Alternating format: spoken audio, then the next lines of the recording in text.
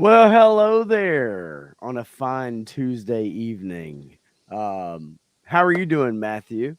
I'm doing good. I had the last 5 days off, so I was just Oh, chilling. staycation, so to speak. I know you will go to cons and stuff like that, so a staycation may be the best thing Y- for you when you have a vacation time or take time off from the practice. Yeah. I had it scheduled to go to Colorado, but that didn't work out. So I had a staycation, and it was relaxing. I got to play the GI Joe deck builders game and my Oh, cool. Batman the Animated Series board game. Haven't got a chance to mess with those in a while, so that was pretty cool.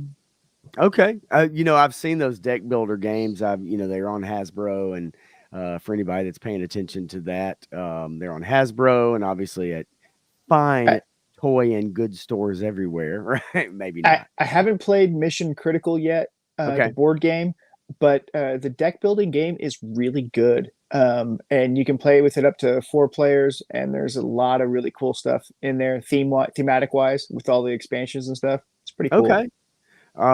Yeah, I've looked at those, checked them out, and I've wanted to get them. The problem is having somebody to play with. Now, Hmm. what do you do in that situation? Do you have somebody in the family, or what do you do, man?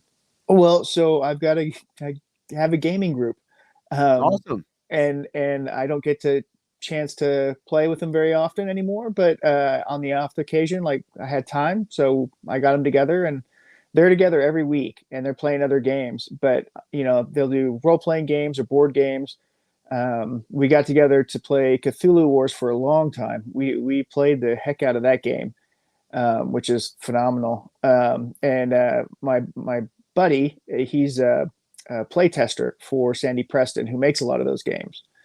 So we Oh, get to try wow. them out and stuff. And then I know a lot of the game designers that were involved with the IDW stuff and some of the others. So I got to play some of those early versions and stuff. Um, they're pretty cool. So let me ask you then, where are those made, or do they, since you have people that you're able to play them with, where are those made? Like, where are they, or are they shipped, or is that people that that get a copy, so to speak, or whatever, or how does that come about where you're able to play with people who have actually either worked on or had an involvement? Well, certain conventions, they'll have them out there for you, and then the ones that they're at, you can visit with them there. That's how my buddy got to be a play tester for Sandy Preston, and so he'll go out whenever Sandy's at a convention and sit and chat with them, pick up some new merch or whatever. Like he'll get stuff that he ordered, and instead of having Sandy ship it to him, he'll pick it up from him at a convention or something. Nice. Okay. um, but yeah, he's also a writer and stuff like that. So he's always working on different projects. IT guy by day, school teacher in the mornings and to his kids, and then writer in the evenings. All right, so he's always busy. And done role playing games with him for 30 years now. Oh, Um, wow. and so we've cycled through many different people in the groups, but so instead of everybody buying all the games, it's like, okay, this person gets this game, this person gets this game, and then we test them out and see how they are, or if we can get early copies, we do that. If we have to wait for them to actually come out, we'll do that, and that's fine too. And then some of my buddies will set up play test areas at local comic book shops and do playthroughs on games on Saturdays Okay. at the comic book store. Well, and you see that all the time. If any of y'all visit a comic book store on a regular basis or even a semi-regular basis, you will see they have signs posted or people that are doing magic. That's one of the biggest ones, right? But you'll see people doing card strategy games. Oh, looky here. There we go. There he is. 3-star draw drops in. Yes, I will definitely take that title. Although I did just shave, I'm freshly shorn, so you can see this big old chin of mine, this big butt chin, as they call it. I, He says, Oh, go ahead, man. I'm I was sorry. just gonna say the only way comic book stores can survive these days is by having a large gaming department. Man, unfortunately, that's the case, and I actually want to make a comment about that in just a second. Three Star said, "Look, like I said, look at these couple of scruffy looking nerf herders," and then he says, "You're about to get invaded, I believe." Still got to read Scarlet too. Well, That's a rough read. I actually, mean, it's okay, but I'm gonna lean over real far, real quick for 1 second, and I want to show you something that I've got sitting in the chair beside me. I'll tell you, 3 star. It's not getting much better for me. Okay, so I have Destro number 1 that I have not read. I have, or wait, no, GI Joe, Real American Hero. This is 307 that I have not read. I want to make sure I hadn't read it yet. Destro number 1, Scarlet number 1.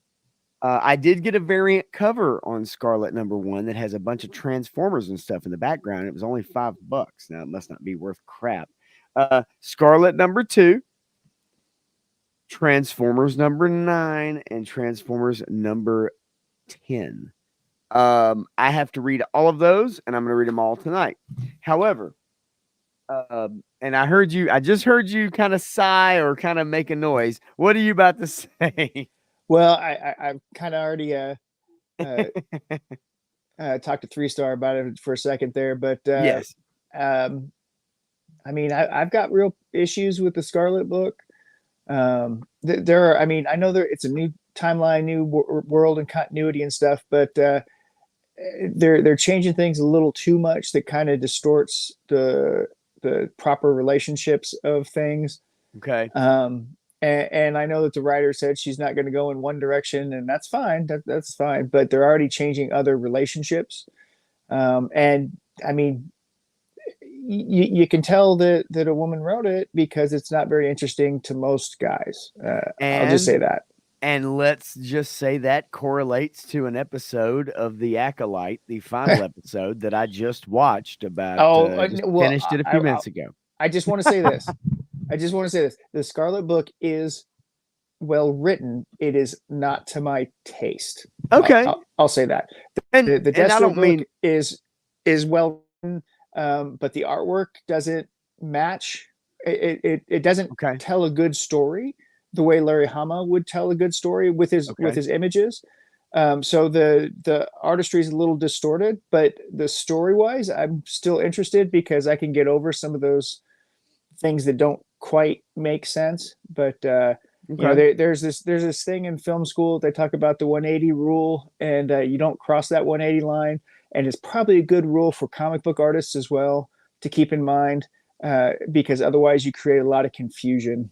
Now, really, really quickly, can you describe the 180 rule in about 10 seconds or less? Well, okay, it's like a stage, right? So you have a stage and you have all the actors on the stage, right? And there's this line between the audience, the viewers, and what's Okay. happening, right? Okay. You never want to switch those things. You can go all the way over to here, you can go all the way over here, but you Gotcha. never want to switch positions on them, especially in a static visual medium art. Okay. But you're not supposed to do it in movies. You're not supposed to do it with visual storytelling because as soon as you flip that, then everything gets flipped inside the brain of the person looking at it. And one image is one way, the other image is another. They don't realize that they are 180 degrees from where they were. And so literally their head is spinning. So you don't get a visual continuity of what's happening. Okay. And I get what you're saying, and we could go into deeper terms or broader context with that, but I get a pretty good idea what you're saying now. Not being, or being a study of film and film school, so to speak, understanding, when it comes to people that are in the know and they know all those terms, they know how to describe them to you and everything. But I get what you're saying. I guess real quick, Daredevil Dave says, "What's going on, Pop?" And you should say, "Hey, what's going on, Matthew?" Not just me. It's not just me on this stream, baby. Yeah, But man. Hey, I got you that bone collector, dude. So yeah, yeah. hopefully you have them by now. And look, I'm just messing around, but I know what it's like, and it is Oh on yeah, my channel. But nonetheless, though, I love doing the stream every week with you, and so it's both of us. That's what it is. So, but yeah, Daredevil Dave, glad you're here. Just messing with you, man. Um, so so talking about what we were talking about for just a second, or just kind of for a moment, the acolyte ending happened tonight, and finally over. man, you know what? For some people, they're probably not glad it's over because they've been able to get into the algorithm and have some videos that do very That's well. true. That's true. And for some people, they're glad it's over because of the pain and the suffering they've had to endure from current Lucasfilm and Disney. Yeah. And man, oh man, I don't want to do a dive into it right now. I really don't, You, because we have a now, lot to now get I know you into. But watch Heels versus Babyface, right? yes, I do. So I equate this kind of feeling. Um, he made a lot of good money off of doing Batwoman reviews, Oh right? yeah. And he hated that show. It tore him up. He got so viscerally angry about all the stuff they were doing in that show because he loves DC comics. He loves DC characters. He is fully invested, and he was so pissed at that show. And then you have the opposite side of things when you're watching the Acolyte and you're just laughing because you know Star Wars is dead since the Last Jedi, and it's just died a little more each time. So the complete apathy has set in, and now people are just watching it to laugh at it and point out the ludicrousness of it. Yes. And there's nobody who's actually watching it to enjoy it. Not many people who are watching it to actually enjoy it. Many people, and a lot of people we would call normies, so to speak. And that is a term for people that maybe do not keep up with pop culture. They don't keep up with Hollywood news. They really don't care. And I fully understand why. And then they watch a show. Some people may like it. You might encounter these people in your everyday life. Say, oh man, the Acolyte, I'm not crazy about it, but I'm starting to get invested in the story, and it's like, Mm-hmm. and you want to scream from the mountaintops, right? You're like, Yeah. what story? Like, what are you watching? Mm-hmm. Um and but yeah, this episode breaks so many things that you have always or come to know with Star Wars and the timeline and the canon and everything. There are several things that happen in this show, and there are several, I say identity politic moments, but whether they're gender based or whatever, there are a few moments in here where it's like, yes, we filmed this scene and had this character say this because this is how we feel, and we have to get it to you and make sure you understand it. And so it really, really was over the top. On top of that, the show has been nonsensical, Mm-hmm. and this episode continues to be nonsensical in character motivations, in just the overall arc of how things come about, the story. And look, I'm going to spoil something for you. I don't really give a damn. In the very last scene of the show, you know what we get to see? The back of Yoda's head. Yeah. The back of Yoda's head. We don't get any They lines from Yodaed. Yoda. We They just get Yodaed. they yodered. They yodered. That's more like it. They yodered. We get to see kyber crystals changed the way they're not supposed to be changed. We see lightsabers being broken somehow by Yeah, somebody that throwing it is on a the ground. We now see a now lot of crap. now. I mean, I'm not sure exactly. I have heard bleeding the crystal before, but I don't remember when.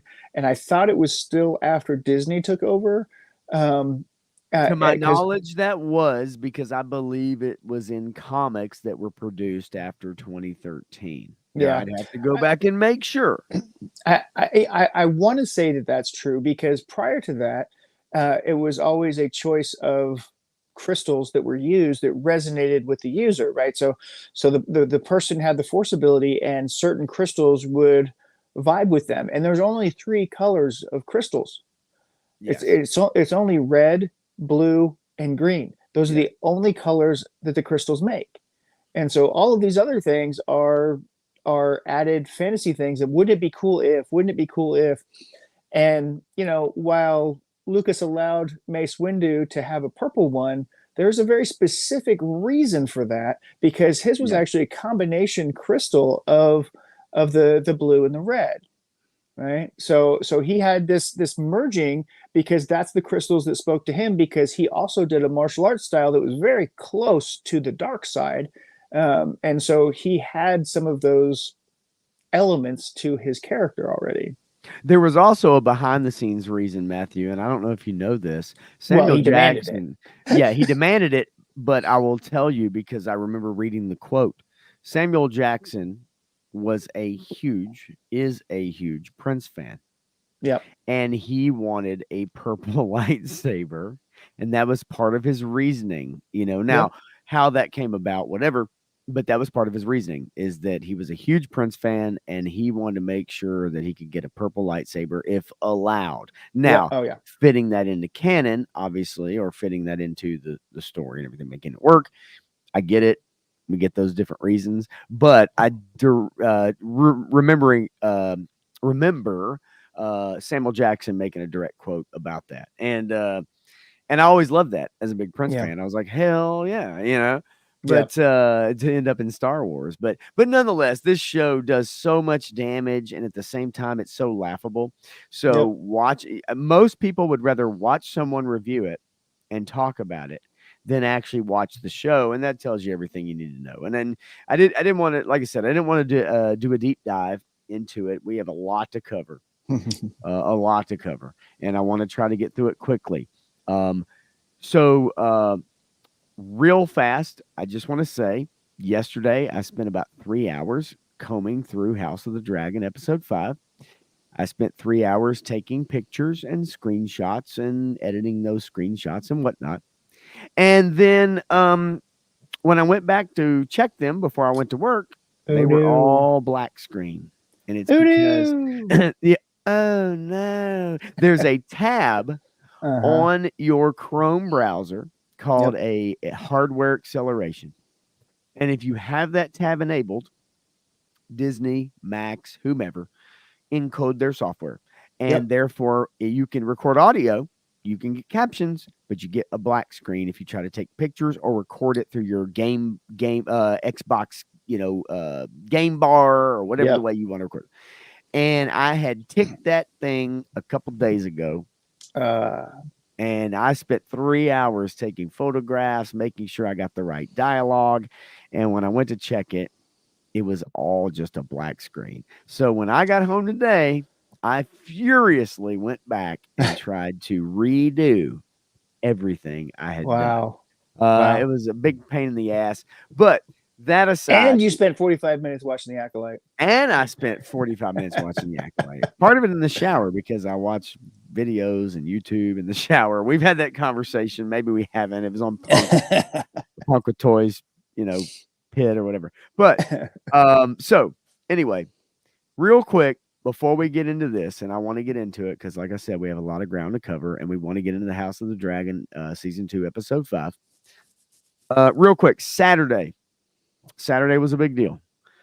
Saturday happened when I got to work. My sister texted me and said Trump had been shot, and I flipped on to ABC, NBC, CBS, Fox. Nothing. I found nothing. Nothing. I Yep. did, however, find immediately a cut in to Fox News. Now, I don't care what channel you watch. I don't care what channel I watch.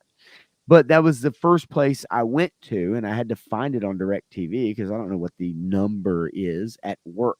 So I'm at work. That came through, and we immediately saw the pictures and video and everything. I will tell you really quickly, and then I'm going to turn it over to you. I had people at my bar that asked me to turn off that drivel They asked me to turn it off because they didn't want to see that man or that drivel on TV. Those people were in their mid 70s.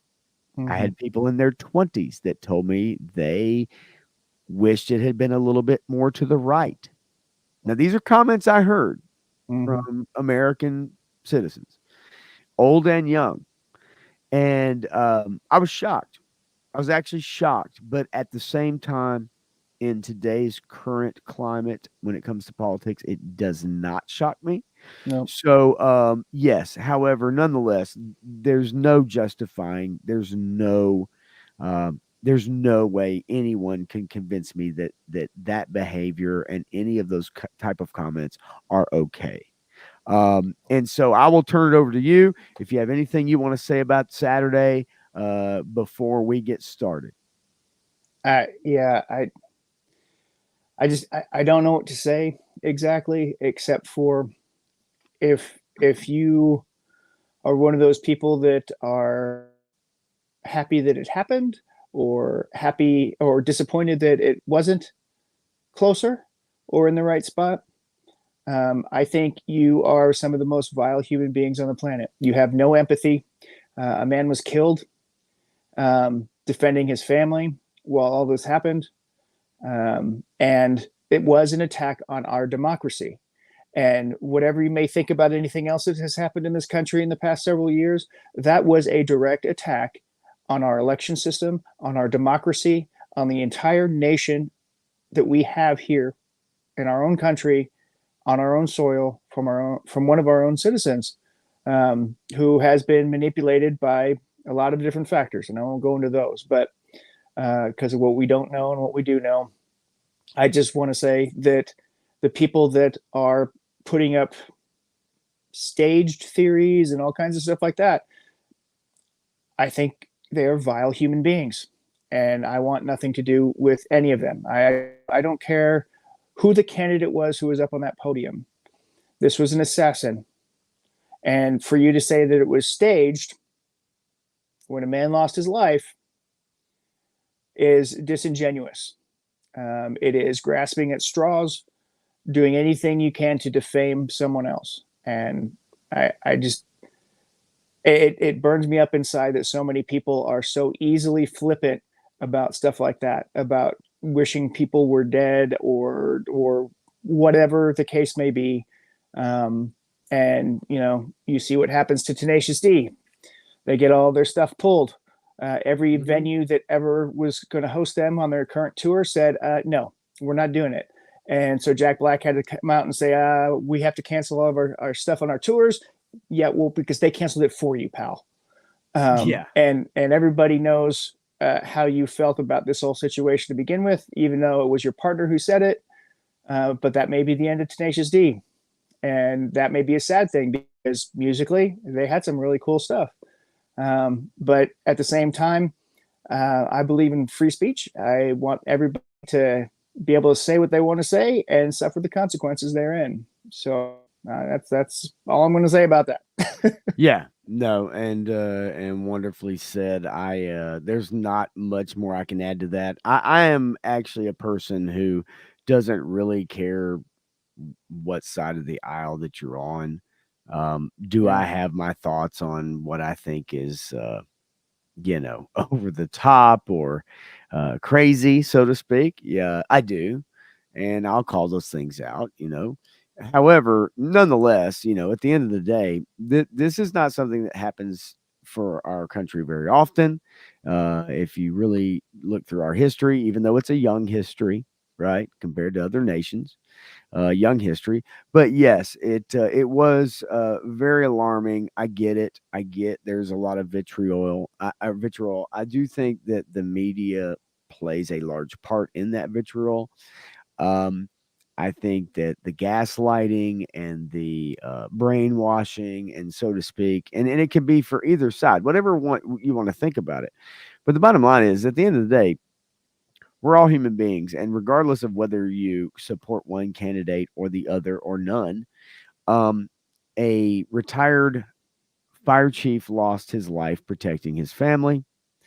We have another person that had critical injuries, and then we had a young life snuffed out through a radical situation. There's also a breakdown in law enforcement and some other things. And so as those stories come out, we'll find more information. I don't want to speculate on anything like that. But yeah, it's a sad place to be, and it shouldn't be celebrated. There's no Nope. celebration here. No. Regardless of who you believe in, who you want to vote for, there's no celebration. And I saw people, practically celebrating Saturday night, and at work and at a bar where people say the three things you don't talk about is politics, religion, and uh, I don't know, whatever, politics, religion, and some other bullshit. I don't even care. It's been so long since I've heard the phrase. I don't even really care about it. But yes. So I'm in agreement with you, regardless of who it is that you support. This is a heinous act. It should be treated as such, and there's no winner here, right? Nope. There's no winners here. We all lose. It's a terrible situation, and thankfully, you know, President Trump is alive. I say that president because that's what we call former presidents. Whatever. It doesn't matter. It's not what I'm saying from that. But, thankfully he's alive. And to think that that was staged at that age, it's really quite ridiculous to think someone would put their life in danger in such a situation. But nonetheless, I thought maybe you might want to speak on it. I want to speak on it for just a second. Now, I do want to move into what we want to get into, and I really want to dig into this. And I know that last time we went way over, so I really want to get into it. We're already about 20, what are we at? 27 minutes in. So I really want to get into it. I want to move through it. For those of you who watched House of the Dragon, season 2, episode 5, that aired Sunday night, uh, that's really what I wanted to dig into. And because of that, I know it's going to take up a decent amount of time. I do have a couple other stories and a couple other things I want to bring up, but I really want to make sure that we really dug into this episode. However, a little more quickly. Took a lot of photos, doesn't mean I'm not going to flash through them. Okay. But some of the dialogue is very important. Yeah. And for those of you who've been following this show, you understand that. So, without further ado, we will jump into House of the Dragon, season 2, episode 5. Matthew, we begin this episode obviously after the death of Rhaenys and Meleys in the battle at Rook's Rest. We see a nice shot here, and we see Lord Corlys at the moment. He is mourning the death of his wife, as he should be. We also get a nice shot of Rhaenyra, Dragonstone, looking out over the sea, probably wishing she'd see that dragon come flying in, right? I gotta say, Corlys, the actor who plays Corlys, this is a standout episode for him. He's Oh, yes. phenomenal in this episode. And he doesn't have a lot of lines. No. He doesn't have a lot of lines. He doesn't have a lot of screen time, but his Yep. presence, and a lot of people really quickly, a lot of people were pissed that they had a black man portraying a Valerian. They had, oh my god, how can you do that? Right? Not a lot of people, but this little small noisy section of people over here. But this man does a wonderful job, and And some of the frustration with that was that it's going to be pretty obvious who the fathers are. yes, If I mean, just saying, genetically speaking, yes, because there is a genealogical question mark on some things and in the and first season. yes, and look, it is understandable. However, for right now, it's still the world we live in where things are being brought in, and we just have to. Yeah. Now, again, it's one thing in a show where it stands out like a sore thumb and they beat you over the head with it and got to pronounce how this and that, whatever. No, this show doesn't do that. It is a great actor, does a great job, and Yeah. at least gives you some sense that, yeah, okay, fine. This works. It works. So, Rhaenyra standing over Dragonstone, looking out at the sea, and then very quickly we cut to the King's Landing, and we have them, Kristen Cole and Sir Gawain parading. Meleys head through the streets. The small folk while you would think this would be a big victory, right? People would think, oh my gosh, they slayed a dragon. Really and truthfully, they look at dragons like gods in a way. And because of that, this really is an ill omen. It's an ill omen. And Well, we I get mean, you got a to think about it from the small folks' point of view, right? I mean, these are these incredible beings, and they've never fought each other before in their lifetimes because they've always had peace. So, one, they've never seen dragons fight one another because they haven't ever lived in Valeria. And two, to see one of them cut down, everybody's thinking like, "Oh, this is going to be bad," because they realize that these giant monsters are going to be fighting, and who gets hurt the most when the lords are fighting? The small folk. That's right, and we'll see that in a future scene. It's actually pointed out a couple of times Yep. in this episode. However, we have Sir Kristen Cole, we have Sir Gawain, and they're talking, and Sir Kristen Cole is like, do they not understand that we won? We won this battle because the small Well, folk it, are not quite cheering right. on this victory, and Sir Gawain is like, well, is it a victory? Because both sides suffered great losses in this battle at Rook's Rest, so to speak. Yeah, well, in the histories they say 800. I think in this episode they say 900. So they lost 900 soldiers in this battle, Yes, and the other side lost 100 soldiers and a dragon and a dragon rider. And you may have lost a dragon and a dragon rider yourself. that's correct. So Not so confirmed. the losses are more heavily on your side than they are on the blacks. That's correct, and especially considering that by this time, Sir Kristen Cole had already taken down basically two houses and had their armies at his backs to battle at Rook's Rest. So they've acquired more swords, so to speak, than the other side. Um, So we get a shot of the rat catchers, which are basically rotting outside at this point. People are still not fond of that. This is King Aegon's doing. He had them all strung up. And even though most of them, all of them except for two, were not aware or had anything to do with it, he had them all strung up. So this is not a good look for the crown. On top of that, they're parading a dragon head through the city. And so people start to have three different things. They start to go, okay, hey, these things are not as unconquerable as Right. we thought they were. But on top of that, it's a bad omen because of things to come. If dragons start to, they remember the stories of dragons burning entire castles. They remember different stories passed down. Well, and they have the president Harrenhal was nuked.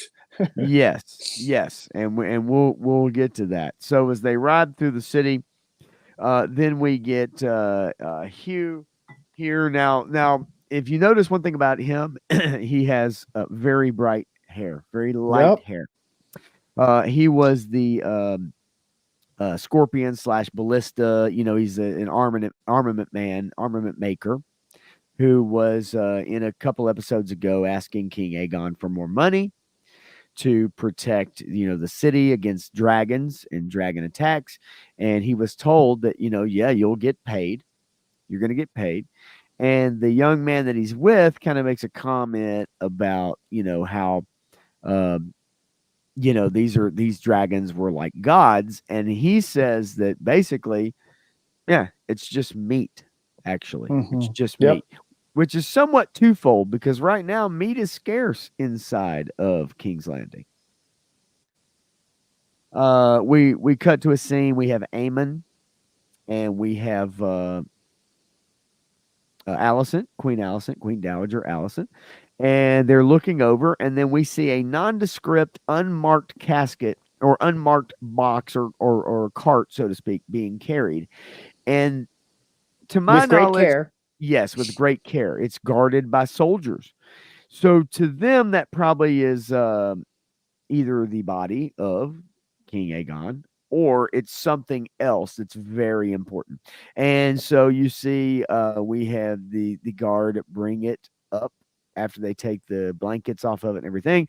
They bring it up, and then as they're passing the queen, Helena, Aegon's wife, she just looks at him, and she already knows because she's already dreamt this. Right.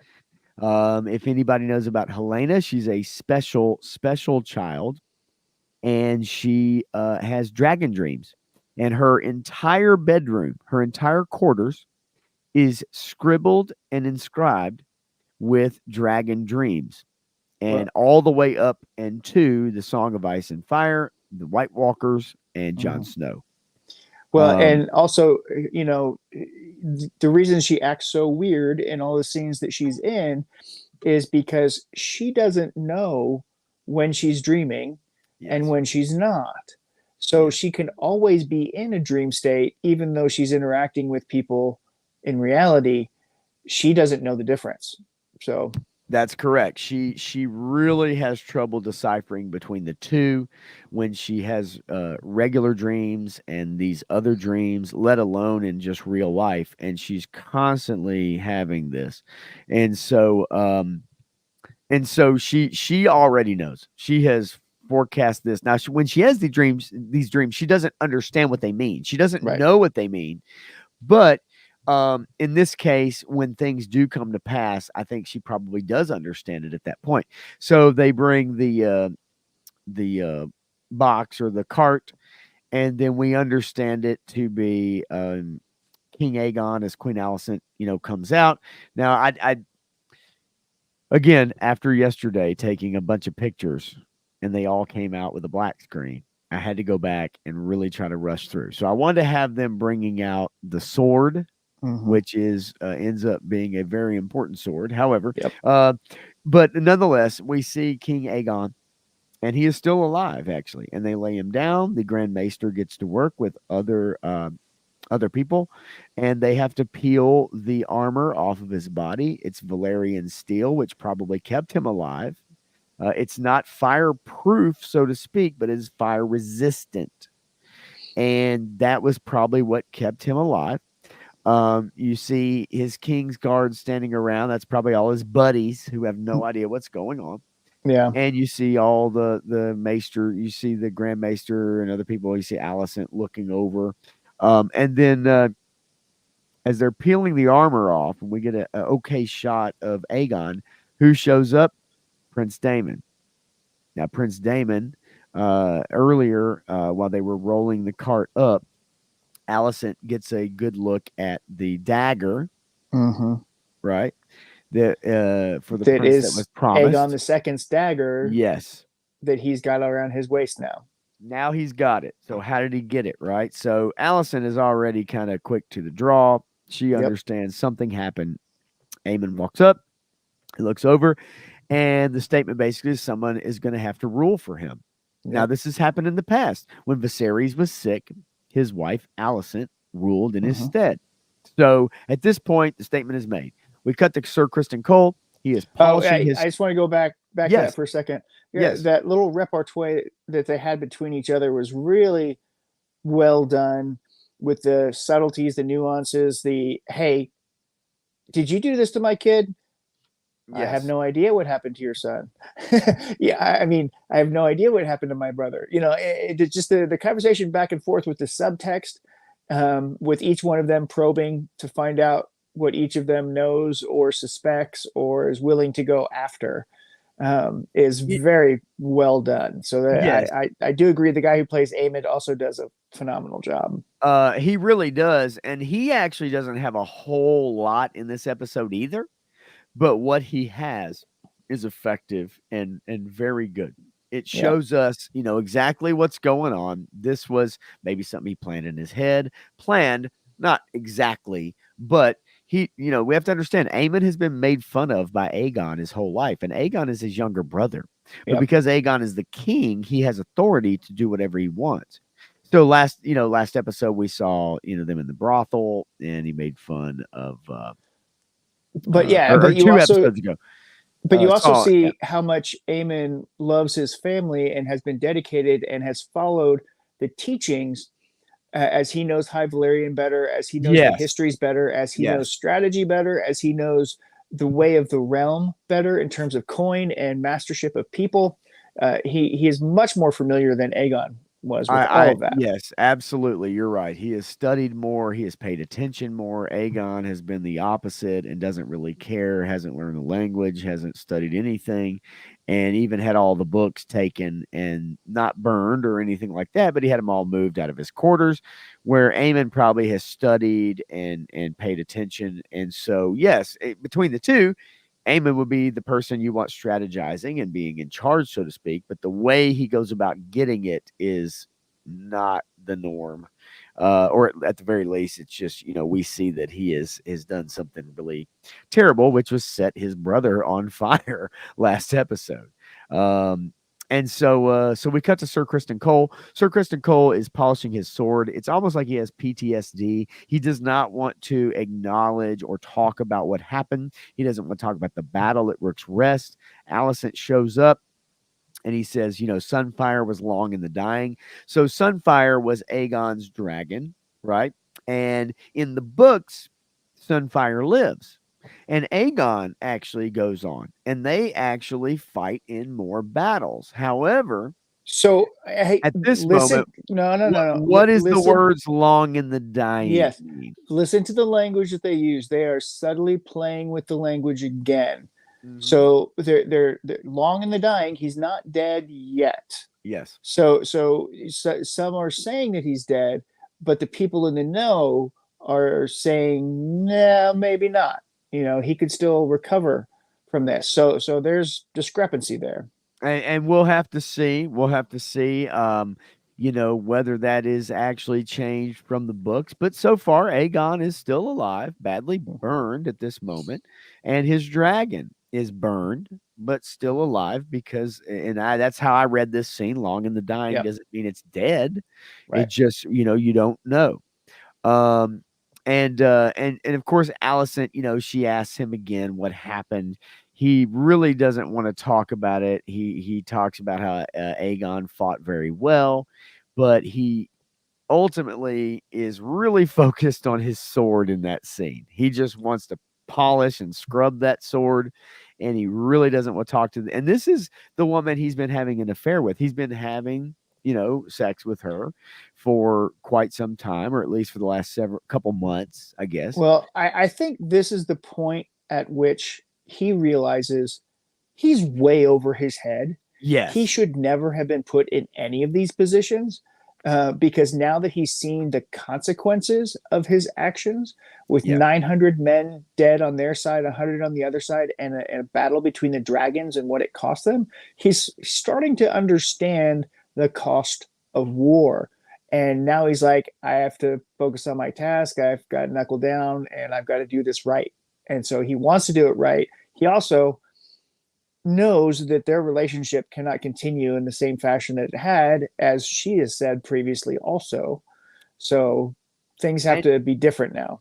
and she has said that he has also somewhat acted like that, and then even Mm-hmm. then, like, because he's not a great representative of the white cloak, right? He's supposed to be abstinent. There's a lot of conditions when you join the King's Guard, and especially now he's also hand to the king.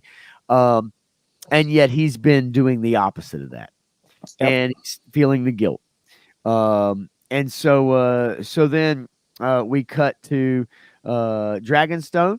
We have our Council Black, Now I and gotta say, I have Mhm. always loved this set. The tables that they're on Yeah. there, this Oh, yeah. entire war room here is a phenomenal set, and I love it every time I see it. It is. However, for the people that are enjoying this set, it's not really a great time. There's not a lot of faith. As a matter of Yeah. fact, a lot of people do not have really a lot of faith in Rhaenyra. Now, it doesn't mean they're renouncing her or anything like that, but it's made very clear that Kristen Cole is marching on the Crown Lands unchallenged, and at this point, they won a huge battle. Um, their largest dragon has been killed. Duskendale and Rook's Rest are gone. No, And no, remember that's the largest dragon with a rider. well, yes, correct. I now okay. So I'm just going off of our dialogue, what we're being given. Okay, just so you know, at least just as a breakdown. But yeah, Yeah. you are correct. It is, but we're going to get to that too later. That's the thing, right? There's a lot in there, And so that's why I just kind of want to go through it and say, hey, this is what the episode gave us. But we will get to that because, yes, that is correct. With a writer, and at the very end of this episode, that is a very important thing to remember. So, so then they talk about Daemon, Prince Daemon, the king consort, and the fact that he left because he's, basically bitching at Rhaenyra, and they're not getting along, and so he took off to Harrenhal, and Sir Alfred here is kind of showing his ass a little bit. Yep. Now, it's not that he's not believing; it's just that he's reading the tea leaves right now. They're at some losses, and they need a win, and they need to figure something out quickly. And so Rhaenyra asked him if he takes issue with her, and he says, "Look, I'm loyal to you. I've proven it. My house has proven it. My father, He is whomever." skating that line though. He is skating that line because, and the thing of it is, with Rhaenyra at this time, she at least is understanding. And Yep. she mentions, look, there's been peace in our lifetime, because they question her as a woman ruling, and they say, like your father. She says, well, there's been peace in our lifetime, and they're questioning her ability in wartime. And she says, look, the entire time you've been alive, there's been peace. So you have no more experience in war than I do. Yeah. I So, thought that was a killer line. right. And she says, you've seen no more battles than I have. And you're absolutely right. At this point, they're talking about sending out uh, troops and trying to shore up a couple different points at Maidenpool and Crack Claw Point, and just kind of get some reinforcements. Now, also at this time, Vagar is a very large dragon, and because he expended so much energy at Rook's Rest, it actually takes him some time to recover Mm-hmm. and build up strength and fire again and everything. And this is a great time maybe to strike at Yep. King's Landing while Vagar is down. Um, and so then they talk about the fact that maybe Aegon is dead. They don't really know. Right. And however, it doesn't matter because they're going to just put somebody else in his place. Right. And and so her idea is if we can strike, King's Landing while their dragon is recovering, and she wants to do it herself. The council basically is like, look, you're a woman. Number one, you're the crown. So if you get killed, then everything's lost. Number two is that, Yep. you're a woman, and we need strength. We need to show strength. And I think they're saying, hey, if only Daemon came back, Yep. we could really show what we're made of. Yep. So far, so good. We get Jace talking to Bela, his wife, and he is saying, look, I'm not supposed to go anywhere. I'm being protected by my mother because I'm the succession. I'm the next king. Um, and I'm tired of sitting around doing nothing, just like his mother. Yep. Just like his mother. And so he has a conversation with Bela, and he says, look, I'm going to Harrenhal. I'm going to talk to Daemon, and I'm going to try to get uh, him to at least come around and get on the same train. And this is Bela's father, and she says, you think you could tame him when the queen cannot. And he gets mad because Bela's been allowed to fly her dragon. Bela's been Yep. allowed to leave, and he hasn't been allowed to leave, and he's getting really pent up. I'm sure, like his mother in a way. Yep. And so Bela's like, look, she's trying to protect you. And he says, I can't sit still any longer. So he wants to go talk to the Freys at the Twins because they control the Riverlands. Yep. The Freys are a crucial part, and most people remember that name from Game of Thrones. Yep. So it's a supply chain issue, right? To get soldiers from one side to another, to get supplies from one side to another, their crossing is key to controlling the north in Westeros. And they have the Greybeards Yep. from Cregan Stark, the Greybeards marching south, and they need safe passage. And safe passage across the water, in particular, Which is he also through the Twin. negotiated, right? He went up there to negotiate that. So he's gotten the Greybeards to come over. Yes, he did. So he's actually done a couple great things. Now, I say a couple. One great thing. We'll Yep. see the other here momentarily. Yep. And so he talks about the phrase they control the crossings. The Graybeards are marching south, and so Bela basically is like, look, you take off. I'm not going to say anything because I know they want you to stay. You take off. I'll wait to mention it. Yep. Now, this is one of my favorite scenes. Um, Daemon now has decided he's going to go out and he's going to recruit, right? And how his method of recruiting is that he tells the Bracken house, the hour's late and my dragon is hungry. And he basically is going to do it by force. And instead, basically, uh Sir Willem Blackwood, who is on his side, okay, the Blackwoods, he's like, look, these people come out of the 7 levels of hell. Yeah. They are fighters, they're evil, whatever. They fight with no end. And the Bracken leader, Lord Bracken, Amos, says, look, I don't want to fight for you. You can burn us all right now. Yep. And so Willem Blackwood is like, yeah, absolutely. Burn them now. That's what they know.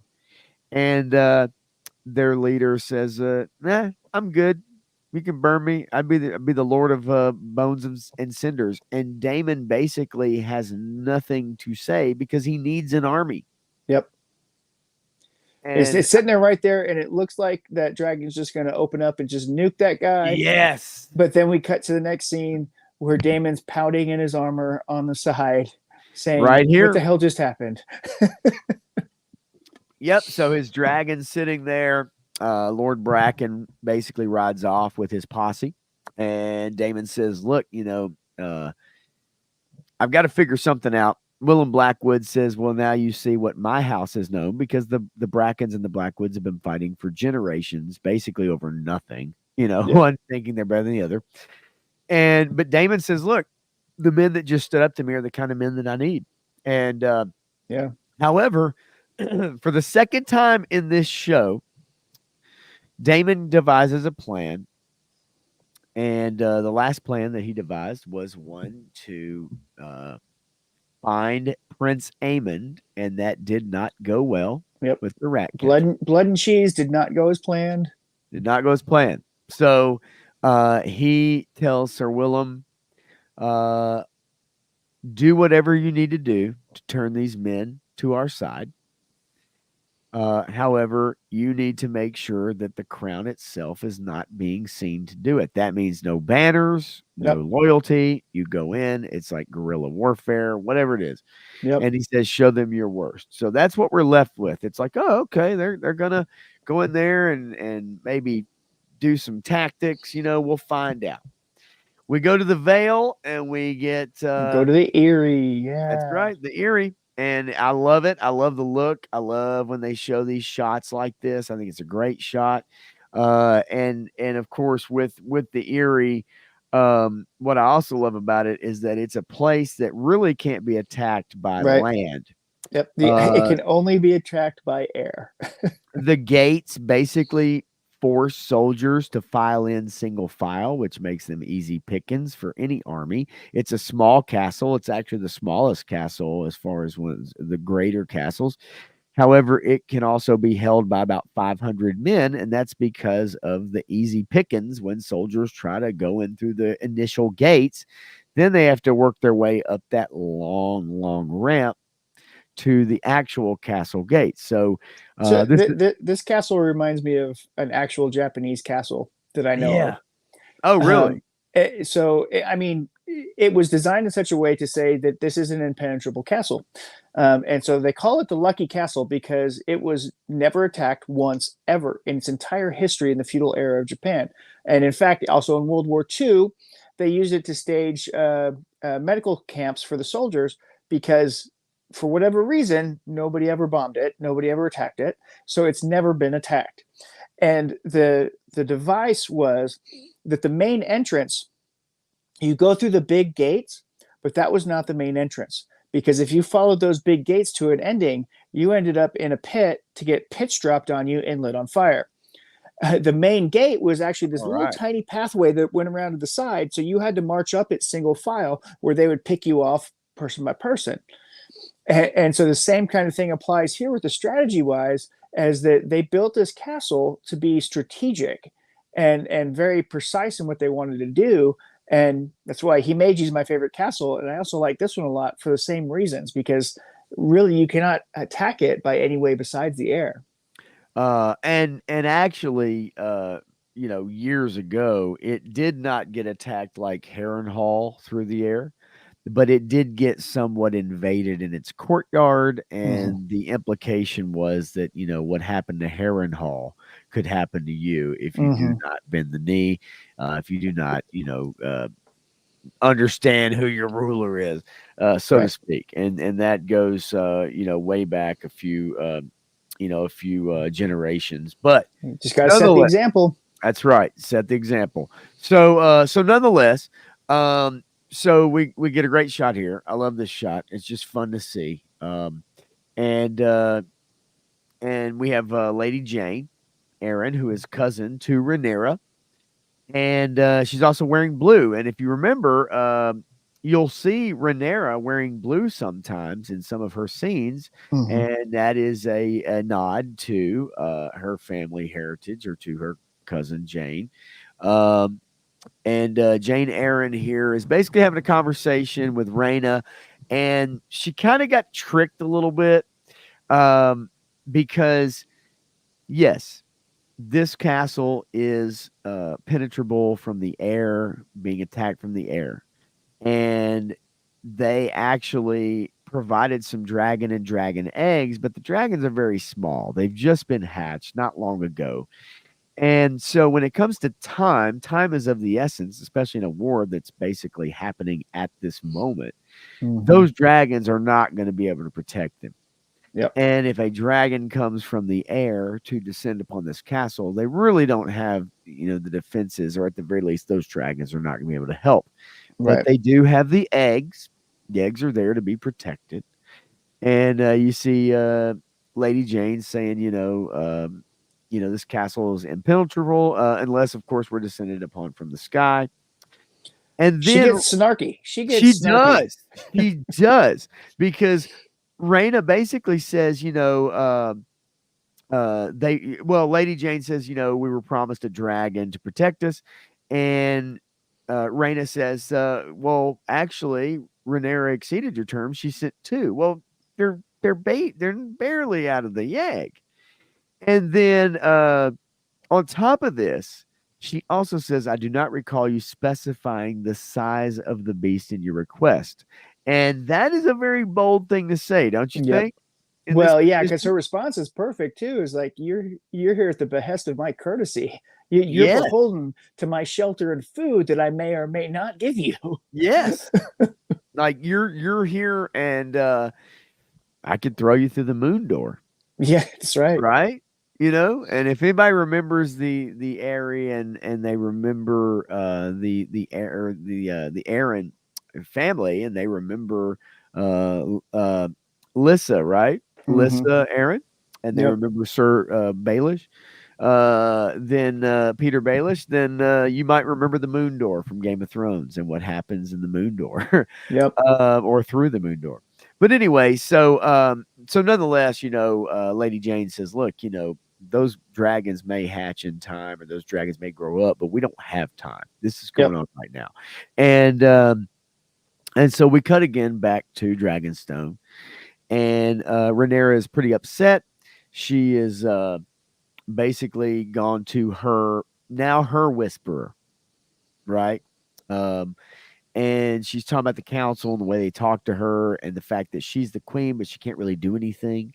And this is one of those girl power moments, or girl thing. I'm not crazy about that. They've done this show a couple times where they make a statement. Now, it's not. Yeah. I'm not saying that it's not true, so to speak, in a way.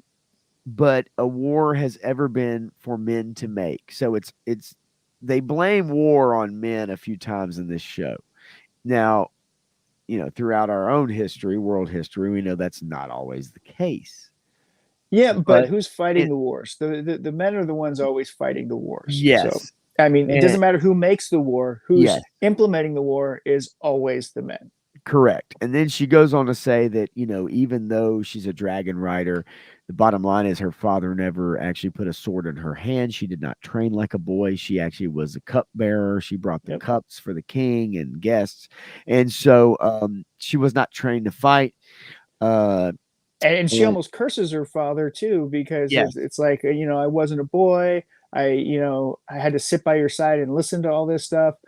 But I mean, she knows the history, she knows the lineages, she knows the families better than anybody. She knows a lot of the factual information that's really important. and a lot of that is going to actually come up later, is going to come in handy and come up later, because it's going to be something that becomes a joint effort between her and her son. But that history, that knowledge of that history, is actually going to be to her advantage. um and so the path I walk has never been trod. We're talking about, a queen that's been the heir to the throne. And so then we get her. I can never keep her name straight, Matthew. Do you remember her name? Is it I No, I'm terrible with names. Missandry? No. Oh, are you Missaria? talking about Game of Thrones? Or are you talking about It, this woman? it's Missaria. So this is Okay. Missaria. Okay. Not Miss Missaria. Andry, because No, not that's Missandry. Right, right, right. Yeah, I know what that is. I know what that is. I don't even want to get into that shit. All right. So, Missaria. Missaria is her whisperer, like Lord Laris is for Yep. the House Green. And Missaria is basically like, look, the small folk are not happy about parading a dragon head through the streets like a prize of war in King's Landing. She says, but the people also see an ill omen. And Yeah, she, so, she's setting this whole thing up to say, yes, look, we have a different way to manipulate this war. We can fight it differently. We don't yes. have to fight it on the battlefield with soldiers. We can fight it the good old fashioned way of manipulating the small folk. And the small folk are very important because, Yep. as we will see here momentarily, and as we've seen, food is running scarce. Things are, people aren't getting paid, and for their work, and things are kind of breaking down with it inside King's Landing, and Rhaenyra is kind of like, look, whispers, can they break shields? Can they tear down stone? Well, actually, Mysaria says, "Do not underestimate your subjects." Right. So, Right. she's wanting the subjects at King's Landing. She's just not at King's Landing at the moment.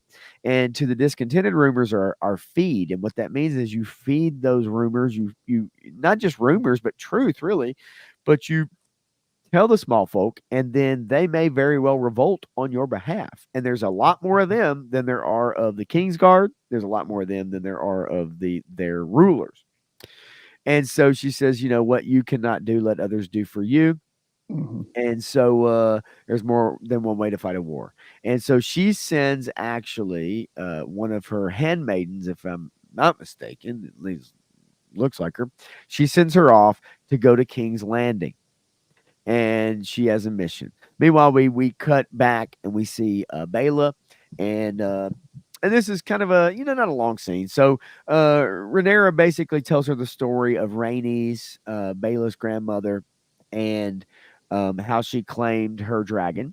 And Mhm. it's a good story, but ultimately the main thing of this scene is so that Rhaenyra hands Bela the hand to the king inside this box, and she asks that she will give this to Lord Corlys. That's really what this scene is about, Well, because she has no hand, because she's Rhaenys is taken dead. forever to make a decision, right? I mean, she should have appointed Rainey's as Yes, her hand, right?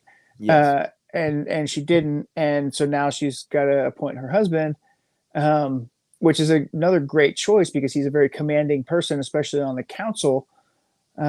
So he'll be able to listen to her and control the council with a cooler head, so to speak, a better decision making. He's one of the most successful people in this entire show as far as absolutely. all the lords go, because of he's the sea snake. He's very well known for what he's been able to do. He's taken many a prize. He's sailed all over Westeros, beyond. He's very successful, and but also we saw earlier in this season, when he came into the council, that he was able to come in and take over, and at the very least, cooler heads prevailed, and he's Mhm. able to provide some guidance. And right now, that's what this council need. Council Black needs some guidance. They just Yep. do. They're just kind of a misfit organization, so to speak. And the queen is kind of right now not able to really do anything because they're worried that they don't want her to do anything. So Well, you know, I mean, they want to protect her. They want to protect her right. They need a plan of action. They don't feel like she's had a plan of action so far, which has she's been also very been true. absent, Matthew. She's been She, absent. like I said, yeah, she doesn't have Yes. a plan of action because she hasn't been there. She's been Yeah. grieving her son, and Yes. she's been spending a lot of time grieving, separated from them. And then her husband leaves, and so now what does she do? Right. And so this episode, I believe, for a lot of people, uh, is uh, is her starting to take control, right? Come Yeah. up with a plan, which has not really been the case. And maybe she can't go fight, but she needs to have something. And she is the one. She is the queen. She has to have a plan Well, and with her this is council. the difference between the two women, right? Because she's learning how she has to manipulate everybody to maintain her power, whereas Alicent realizes she has no power, and Yes, she is completely powerless as a yes. queen dowager. As we'll see further evidence of that here in a little bit. That's correct, and we will. All right. So we cut to Harrenhal, and here's Damon again having visions. However, this is a very odd sequence, and I made sure that I didn't get anything too crazy. Well, Damon this is one of the basically, more tamer scenes, despite it is, its yes. context. Its context is even more disturbing. Yes, its context is disturbing, but you're right. We really don't see anything. And when you think of Game of Thrones, and you think of especially those And you early consider what's seasons, already happened in this season of the right? show already. Yes. But he is basically having sex with his mother. Yeah. Now, his mother's very young in this uh, dream state or whatever vision that he's having, and she's telling him that he was the strong one. He was the one that was always the dragon rider. He was the one that was fit for the crown, but his brother Viserys was the one that got it. But Viserys was really, weak. He was not, the So I got a question for strong you. brother. Do you think that he's actually having sex with the witch So at this point? that's something that I thought about because a couple of times I wondered if this was, Alice Rivers in his room because there were a couple scenes between them where they seemed very like Well, a she has full couple, access. so to speak, Yeah, I she has guess. full access to the castle. She can Yes, go anywhere. yes. And the other question is, does anyone else know that she's even there? We haven't Because actually seen anyone address her. no one has addressed her. That's correct. And in the conversations that he's had, people are like, when he's with other people, they're like, "Who are you talking to?" They look somewhat Or they're confused. just looking at him. Yeah. Right? And we'll see that in this episode where they're just looking at him. Yeah. And you're correct. And actually, that's a great observation, man, because I didn't think of that angle. I thought of the angle of that like were they're not a couple in a traditional sense, but the way that she's addressed him, the way she somewhat plays with him, but also talks to him in a stern way, is Yep. that they're kind of together ish, so to speak. But you know what? Going back and actually thinking about the prior episodes and thinking about Mm-hmm. those scenes, she's never addressed, Nope. and uh No one else has even acknowledged that she no, exists. He's never even asked exactly, yes. Strong if they have this person there. That's correct, and that's great. That's a great observation. I've watched a few videos. I have not actually seen that brought up, and maybe you found one that did, or whether you thought about that on your own. Obviously, whatever. It's just that's a great observation. And if you go back, and it's like a movie, like The Sixth Sense or something like that, you go back and you watch every scene, and you go, Did I "Oh ever tell crap!" you about my experience watching The Sixth Sense and Fight Club? Mm-mm.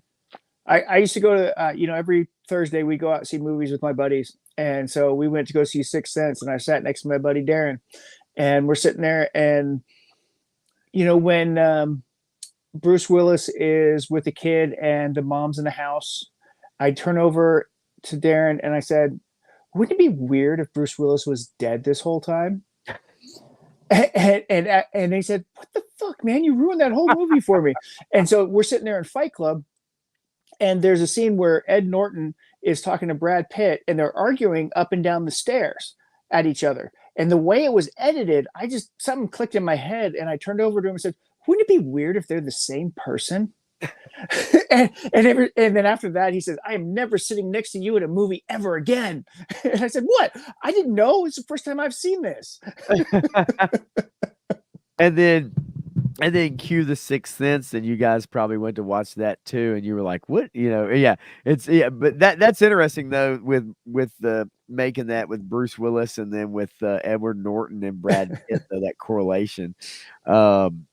Yeah, sometimes that happens. Like you're watching something, and for some reason you notice it's an editing thing, or it's the way something was shot, Yep. right?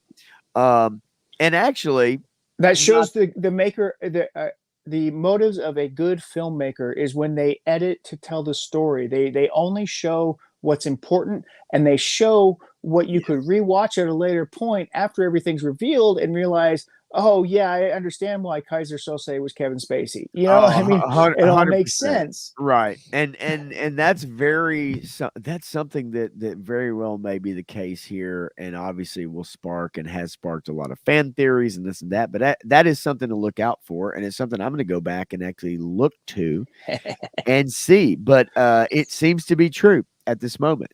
Also, I do believe there was a great editing scene here, and I'll bring it up because I made sure to capture the moment.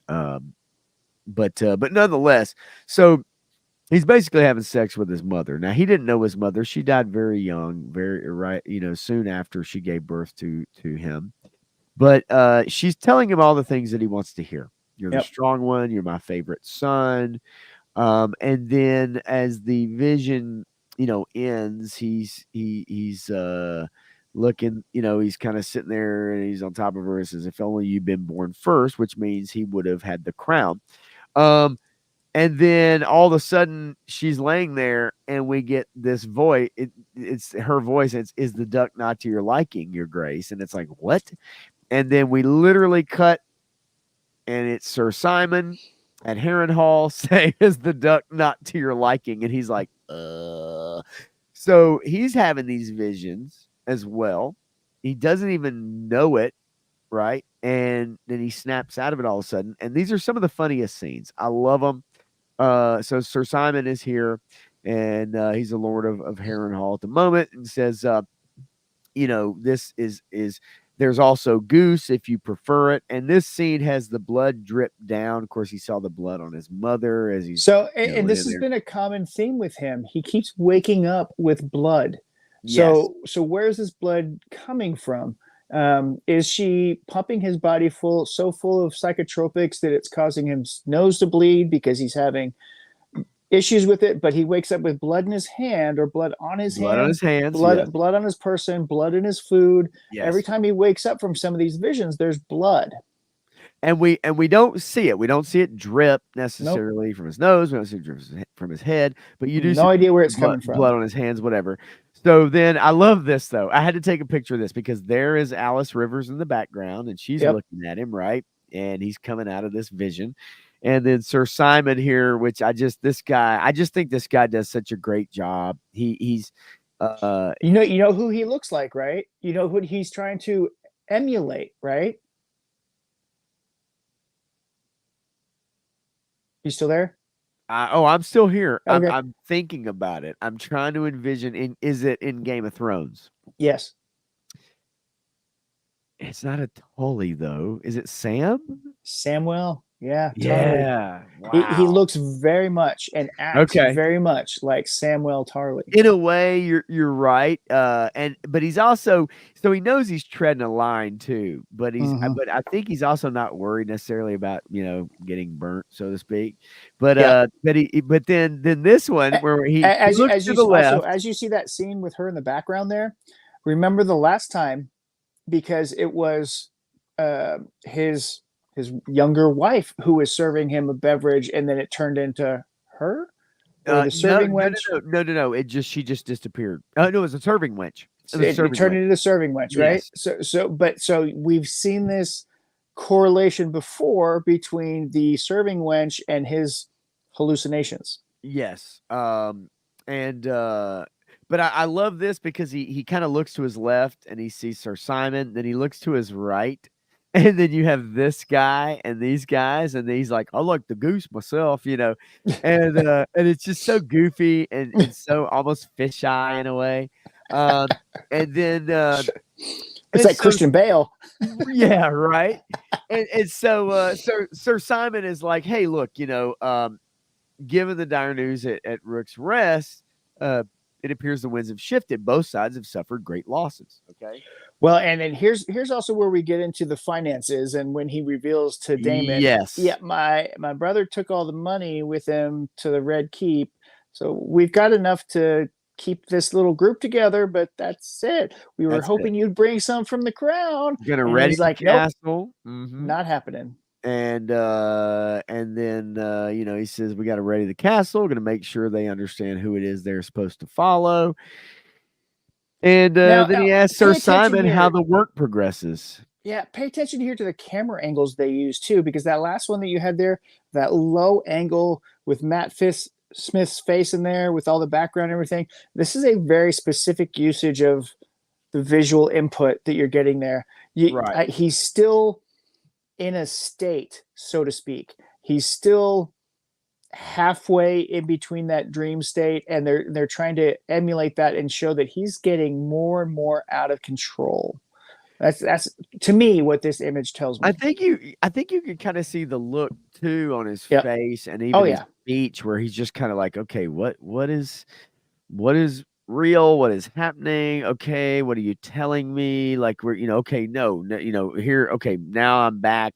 Here is what, I'm demanding. This is what I want. Yep. But it's kind of like he's coming out of it. And then he asks about how the work. And I love this. I love this conversation because Sir Simon says the roof alone has needed tending since the reign of Aenys. And then he says the bats have made the corridors almost impassable. And of course, he's like, well, why is that? Or he says, well, because of their shit, like the bat guana. The guano. Yeah. And and then he says this is there is obviously of course a matter of payment. To get all this work done, we have people that work, they want to get paid. Yeah. And Laris transferred all the wealth to King's Landing, and therefore all they have left is to keep the fires burnt, to so to speak, and to keep everyone fed that's still here, which is a very small number of people. And Sir Simon thought that, Daemon was going to bring money with him, and at the very least, because he's the queen's emissary, that he's going to bring money. And so Daemon basically says, I shall guarantee the payment myself. Not knowing he doesn't really have, I mean, he can't, he's making that statement, but he can't really. He doesn't really have much to work with if he's Well, okay, decided so to leave and he's on his own. while he's not the master of coin, he does have his own finances. And so But we've he never been privy. We don't know exactly what his finances are, right? but as a prince, a Targaryen prince, he has his own holdings and his own revenue streams, which I'm sure exist somewhere, and so he can probably guarantee some amount of that payment. Sure. And I know that he would convince his wife to give him the rest of it, but he doesn't want to. Well, he hasn't even responded to a raven yet. You Well, know, okay, and here's where we get the whole other conversation about you can call me king. right.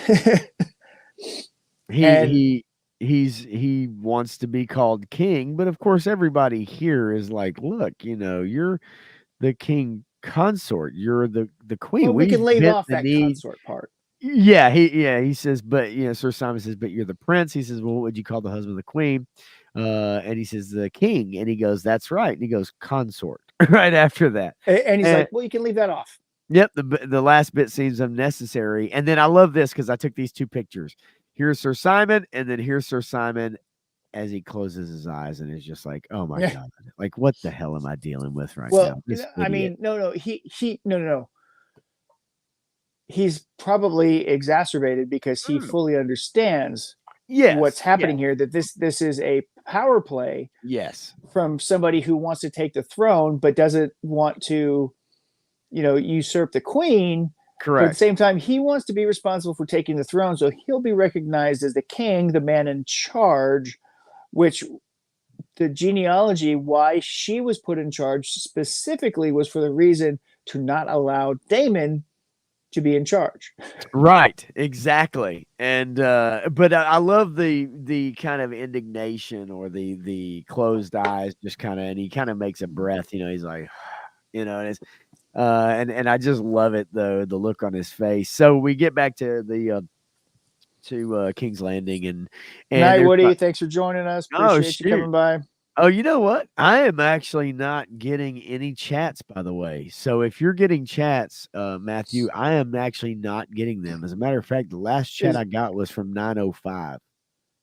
what are you looking on? I'm on StreamYards. Okay, I'm not getting the video's anything up. not private, is it? Because I'm getting them. No, no, it's not private, it's public. Okay. I'm not getting any chat. So I thought the last chat Did, we had was from 9:08. So if anybody's watching, I apologize for not responding to the chat, but the last chat I got was from Daredevil Dave at 9:08. So I just assumed nobody was oh even yeah, Punk popped in for chatting. a second, Oh shit. and 3 Stars been chiming along all the way. I highlighted Yeah. a couple of his when we were talking about the moon Well, door. if you can take care of that for me, Okay. and by all means, step on my toes because I'm literally the last chat I see is from 9:08, and that is Daredevil Dave. So I really apologize to anybody that's listening right now. I have not gotten any chats while I've been talking this entire time. So Hey, I've been paying attention. I've been responding in the chat too, 3 Star. I'm just saying, you weren't being ignored. yeah, and I'm not kidding. Like literally, it says Daredevil Dave, Destro, best line yet, and that was the comic we talked about, and that was right after we started.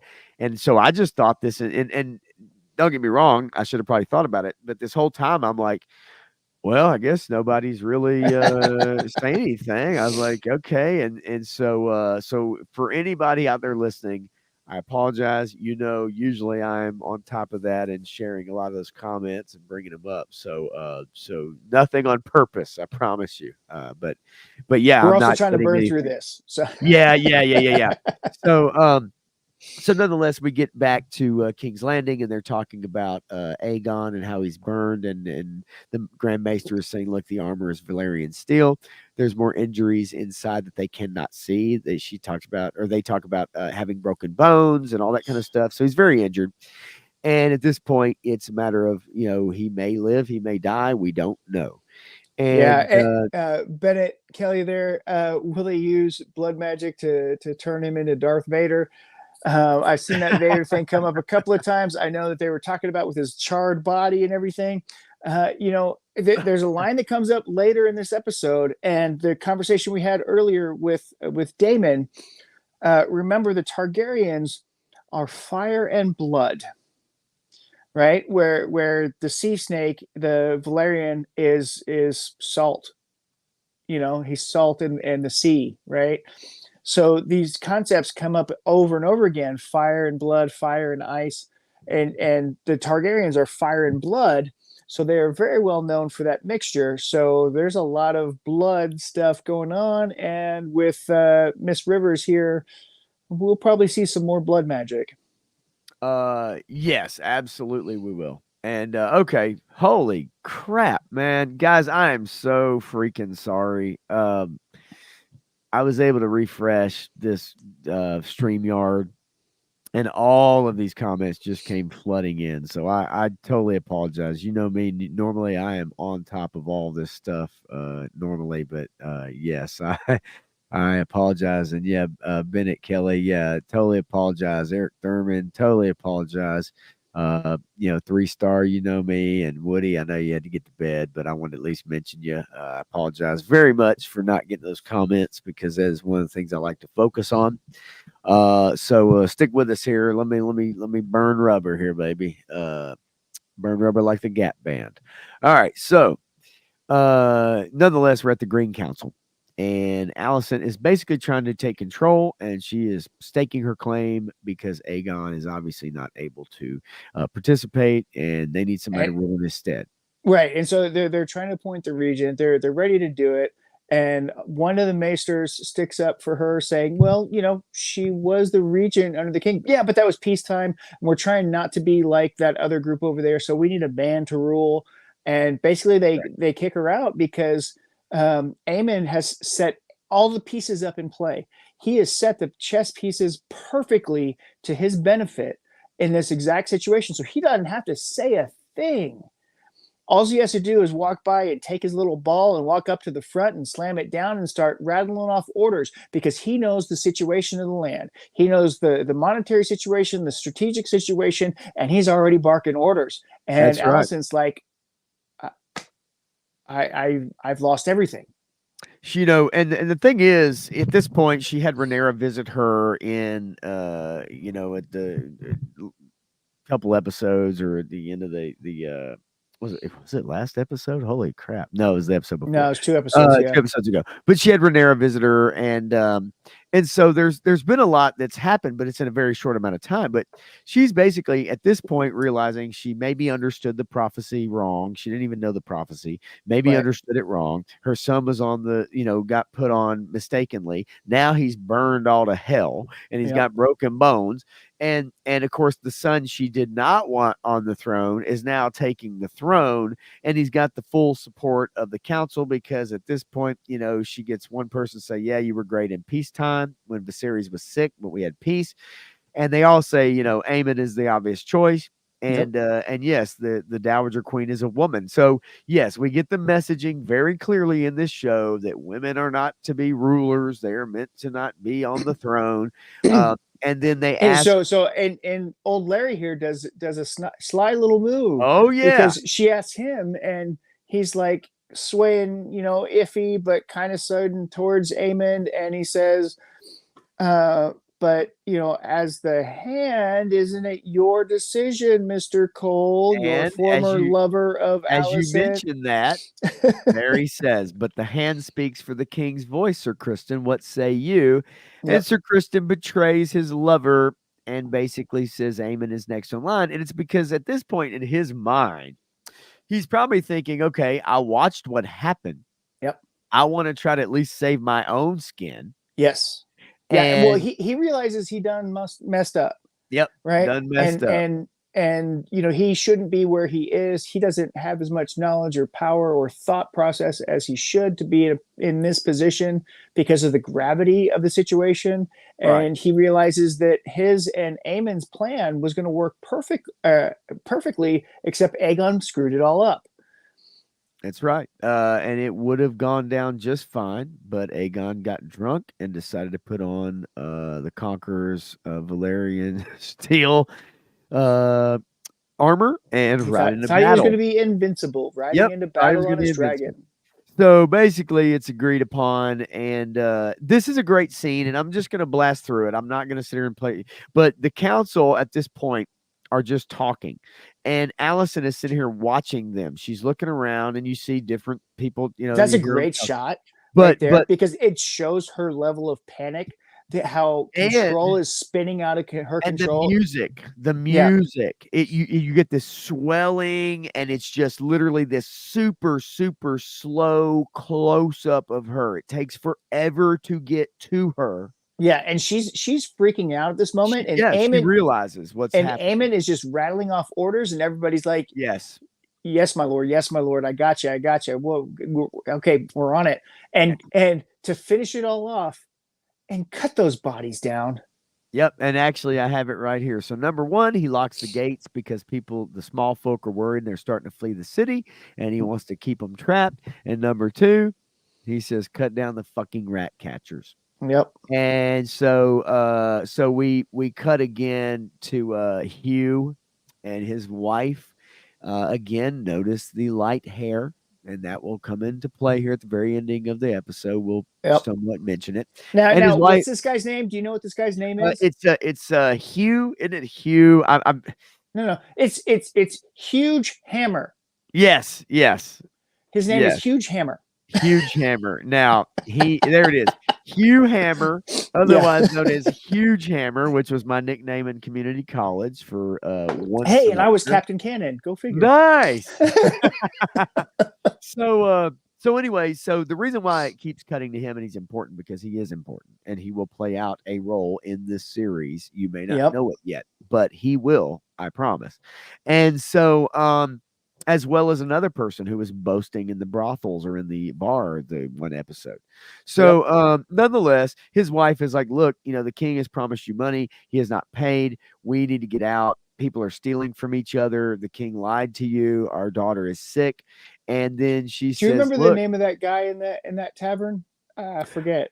no, I don't. Was it Olaf the White or It Adam the Hull of Nettles? man, oh man, I'd have to go back, Matthew. There's so many daggum names in I, this that I think it might have been Olaf the White, it but maybe right. I just remember he gets introduced and then he's like, shh, but yeah. I'm a bastard son and of the Targaryen line. And Yep. so but his wife basically says you can sit here and wait for the king's promises Yeah. and promised She's money, but done with this with nonsense. your promises, you can feed the mouths of ghosts, and that means Yeah. that everybody's gonna be Their dead. child is dying, and she's Yes. done with this nonsense. She says we got to go, Yeah, we gotta go. and We gotta get out of here. as they're cutting down the bodies here, we see the dog again. The dog won't leave his master. Well, actually, I love it, and I had taken a shot, and I think it might be the next one. There he is. So the rat catcher's dog is in a few scenes in the last couple episodes where Yep. they make it a point to show the dog who has not Right. left his master, even though he's been hung and then dropped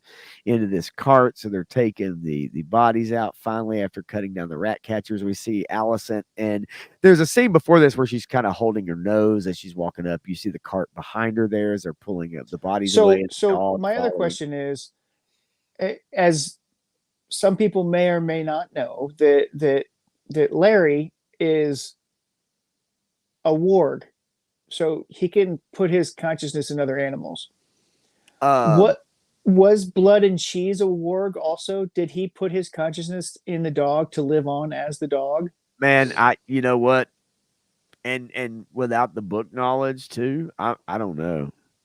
I would have to look that up. As a matter of fact, that's the first thing I've heard about it. As far as Larry, also, oh Uncle Larry. Okay, yeah. So that's how he gets all of his information. Is Okay, that he wargs into the rats, and that's okay, how he knew about the rat catchers. Is because he was a rat got at you. the time. Okay, so see, that's something that I actually, did not know. And then and actually, Three Star Draw says during this whole scene, I was channeling Monty Python. Bring out your dead. Bring out, and you know what? I actually said that today at work. Yep. I actually said that way, and I'm not quite I'm dead not yet. quite dead yet. I did say that at work today. That's what's so funny about it. That's hilarious. Yeah, I It's did bring only that a up at work. flesh wound. I was like, yeah, oh yeah, we're the Knights of D. And so yeah, they're carting them off. And then in this scene, and I'm gonna go through it very quickly, is basically Alicent confronts Sir Kristen again, and she really is trying to find out okay, what really happened at Rook's Rest. She says, hey, you're carrying out the Prince Regent's commands, as in cutting down the rat catchers, and then and basically, she asks him again, and he really doesn't want to say anything. He says, look, I was just trying to protect you. I'm protecting you from war, the horrors of war. And and she's pissed and she says, so, you cast me aside. He's like, look, have I not spared you? Try not to give you these details, And then at this point, she's done with him and she says, "Look, I don't give you leave." And giving leave means, as not an official soldier, as in a army or a Hmm. sergeant or whoever would say, say what you want to say to me, but obviously you have to be at ease or give you leave to do it. That's basically the same thing. And so at this point, she's done with Sir Kristen Cole. We'll find out if that's actually the truth. But at Yeah. this point, she says, "Don't speak my name, Queen Alice," because he calls her Allison. And at this Yep. point, he needs to I did call not give her you Your leave to speak my Grace. name, which Right. puts him in his place and Yes. basically severs that Yes. familiar relationship That's and right. makes it now strictly you're the hand of the king and the head of the king's guard. You're no other relation to me. And he's like, all right, if that's the way we're going to play this. And I am Your Grace to you. And Yep. that's it. So we cut to the scene. We see the small folk trying to leave the city. Everybody's rushing the gates, or one of the gates anyway, a very small opening. And we Well, this see is the a very important opening.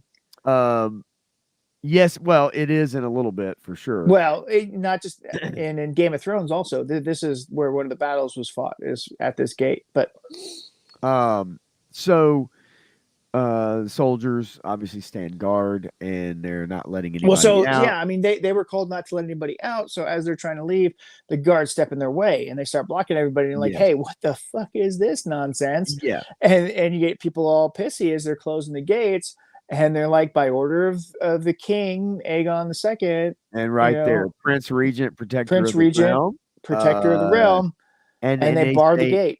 that's right. And then you see Hugh and his wife, and when they say, And the sick child, and they're in this mob, going to be yep, run down.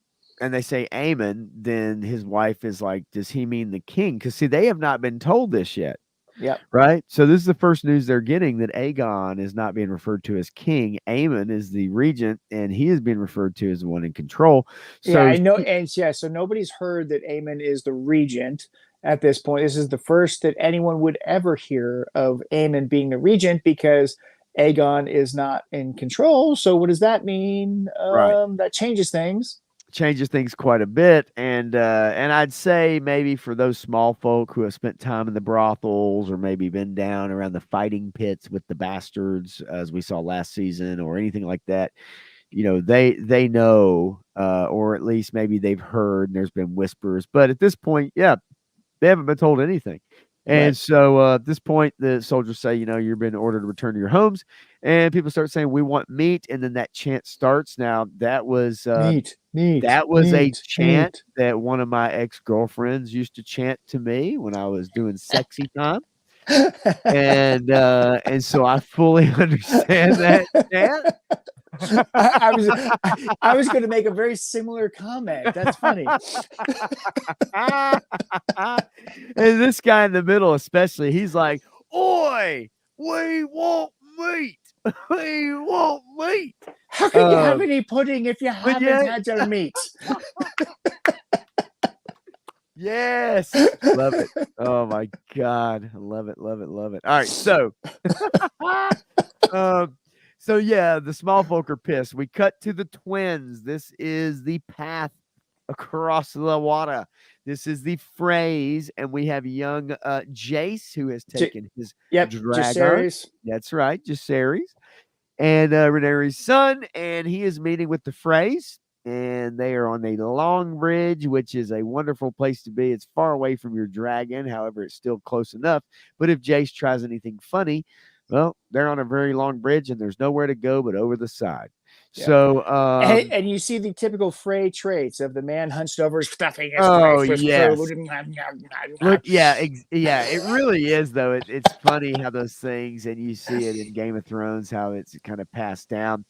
Basically, they're not worried about Rhaenyra, so to speak, in a way. They're really more worried about Vagar, and because they know what's just happened at Rook's Rest, the word is spread, and even though knowing Vagar is in a state of rest right now, I don't know that everyone kind of understands that, but they're worried about Vagar because he is gigantic. And Jay says, "Look, you fear a dragon leagues away when mine own sits outside your walls." And to them, it's like, well, it's not saying that, but the bottom line is that how can you protect us? Do you have one, two, three dragons, or do you have enough dragons to protect us? One large dragon like that can do a lot of damage. And so they ask for his protection. He says, I do. Now he's doing this without his mother's permission, mind you. He's gone off on a Right. secret mission. He's gone off on Yep. his own, gone on a secret mission. Want to say hey to Wraith Mace real quick. What's What's up, going on, Rafe? buddy? How you doing, man? Hope you've had a chance to watch this episode anyway. Um, but yes, so they're asking, have you offered us protection? And he says he does. Now this is a secret mission. And also, he offers up the protection of his uncle Daemon, which at this point, they've had no contact with Right. Daemon. They Yeah. don't know what he's doing. But Jace is going out on a limb here, going out on a limb. And Wraith May says he's all caught up. Awesome. Then you can help us on the back end of this. Jay says he's all Jay says he's all caught up. He guarantees the protection of Daemon, which he has no clue how that's going to go because he hasn't talked to him yet. And then or if he can even garner his help in this situation, right? I mean, there's no correct, communication. yes. And so he asked the phrase ultimately, what do you really want? Like, what do you guys want? If you're going to help me, like, what do you really want? And they want Harrenhal. They want to take Harrenhal. And since he finally gets down to the heart of the matter, he basically agrees. And he says, "You want Harrenhal? Absolutely." And there we see the knuckles, the good knucks being given. Some people do chicken wings. Some people do handshakes. Jace does knucks with a cup. Yeah, well, I mean, He's a fist pump kind of guy. Hit me again, right? So he hit me again, and so you pour him the wine, which means, hey, I'm in it. I'm in, baby. And let's do this deal. And so then they ask, what does her grace, Rhaenyra desire? And he says, well, I need you to bend the knee. That's it. Right. And they look at each other, and the wife has some interesting things to say here too, because I can't imagine if Frey would allow his wife to speak, but he allowed her to speak because Freys tend not to have much respect for their wives, and that's correct. Unless they're 12. But ultimately, at the end of the day, this conversation goes the way that Jace wants it to. He went out on a limb. He left Dragonstone without his mother knowing, without her permission, which he is the heir to the throne. Okay. Yeah. If she gets killed, he's the heir. He's the next in line. Right. But he's tired of sitting around. He's tired of just hanging out. He's tired of being protected. So he wants to do something. And you know what? He does way more than Daemon has done at this point. And he does way more than the Queen has done at this point, yes. Which we're going to see here in a second. You're absolutely right, Matthew. We will see here in a second. And she's a little mad about that, but she'll get over it. Great shot. She's frustrated by it, but she's like, yes. You're doing more than I am. She acknowledges it. Anyway, yes. We'll get there. All right, so we get back to Harrenhal. We see Daemon is splitting wood. We see Alice Rivers looking over again. No one's looking at her. No one's paying attention to her. And then she makes her way down. This is a very important conversation because she kind of jokes on him and says, "You're born to wield a sword, but not an axe," because he's blistered his hands. His hands are in pretty rough shape. He's not used to wielding an axe at like small folk for the most part. And then she talks about, hey, so listen, the Brackens, I've heard some weird stuff going on. And of course we know that Harrenhal is very close to where the center of magic is in Westeros. Yes. We know that is really where the Children of the Woods, come from. We have the Isle that's in the middle of the lake that's nearby. And if I can bring it up real quick, I made a couple notes. It's it's on the northern shore of God's Eye, which is a lake at the heart of the Riverlands, and the God's Eye is the home to the Green Seers, who keep the traditions and secrets of the Children of the Forest. And so this is a very sacred and very magical place, and Harrenhal is right beside it, which helps explain some of the visions and some of the things that are going on. And of course, Harrenhal was built on a weirwood forest. Used to be a weirwood forest. Anyway, so she tells Daemon, Alice Rivers tells Daemon, what I hear in the wind. And what that means as far as her and whispers and whatever, we take that as she's hearing things, maybe not getting it information from men, but she's getting it from, a special place. So And is she she warging? Is she green right, seeing? Is right. there's all kinds of possibilities for where she's Yes. getting this So information. so many really, and it's not made clear, but again, maybe that's some investigation. We can go back, look at different scenes and stuff like that. But nonetheless, she says cries of anguish, children being taken from their mothers, men coming home to find their doors unlocked, their wives carried away. And Damon With kind the of banners of the black. well, that right, and we'll see that scene in a moment. Damon says, "Oh, war is just a terrible thing," and she says, Yep. "Well, this isn't war. These are crimes against innocent people, and an upright man would repudiate." And he says, "Well, surely you haven't mistaken me for an upright man," which I think I do find this conversation rather important and interesting. He says the Brackens had their chance to do as I required. And he says they will perhaps think better of their decision. Now, he's openly admitting to Alice Rivers basically that he had a hand in whatever these atrocities are Yep. being happening to House Bracken, right? To their not the warriors, not the whatever Yep. men, but just to women and children. And he's She's basically saying, basically saying that karma's going to come get you. yes, and he says, they should have thought better of their decision to refuse me if their Yep. children's lives are staked on it. And then she asks him if is that the kind of army that you want to raise, men that hate you? And Yep. he says, well, once they agree to serve me, I'll treat them fairly. Well, again, it's like he's just saying, well, once I get my way, then I'll make good on whatever. But until So then, he's a tyrant. yes, exactly. And he wants to set an example for the rest of the Riverlands to follow. Well, that's not how the Riverlands work, and he's going to Nope. find that out soon. But again, we also get another call to people in wartime. It's the weak and women who must endure. I do Yep. think that statement does mean more than just that. In Yep. wartime, especially, we see that it's the regular folk who suffer most of all. Yes. And that's happening as we speak. If you look at King's Landing, for instance, Yep. and then he tells her, look, if you ever come across Aemon one eye, then you're really going to be sorry because he'll cut you down instead of wishing you a good day. And then she bones up to him and she says, look, I heard the same thing about you, Yep. but now I'm not going to cross you any further. I'm not going to give you any more barbs. I'm not going to say anything, but I heard the same thing about you. So they're Yeah. one in No, the one in the same. she's definitely planting seeds and Yes, basically saying karma's going to come get you if you don't do this right, and that's right. you're not doing it right. And so at this point she really burns him because she says if you're I'm sure your tactics, these illegal or ill tactics, are approved by the queen. And of course, he stops in his tracks. And this is where he shows his true colors because he tells Alice, look, she can't succeed. The people who support her will not be led by her because they need a man for strength.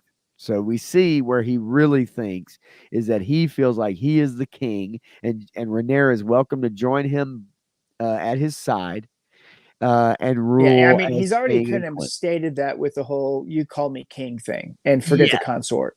Yes, so he is fully in belief that like he's the one that's going to be on the Iron Throne, and she says, "If you lose, and I'll be dead," is what he says, and none of this Yep. will be my problem, which is a very interesting way to take it because obviously he cares not for what happens to the realm; Yeah, he only cares about himself that's right. while he's living. Well, Um, and this shows why it is the third faction in the Dance of Dragons that ultimately will cause the Yes. downfall of the Yes, blacks. exactly. And so then Alice makes a mention of his mother, which she knows the visions he's been having, and she Well, says it's because she caused them and was participatory yes. in them, right? I Yeah, mean, if she even yeah, exists, right? right. And it says it's a pity that you never knew your mother. And then we get I And, just well, love okay, it. so did she mean no or no? Right. Right. Yes. Yeah, exactly. and and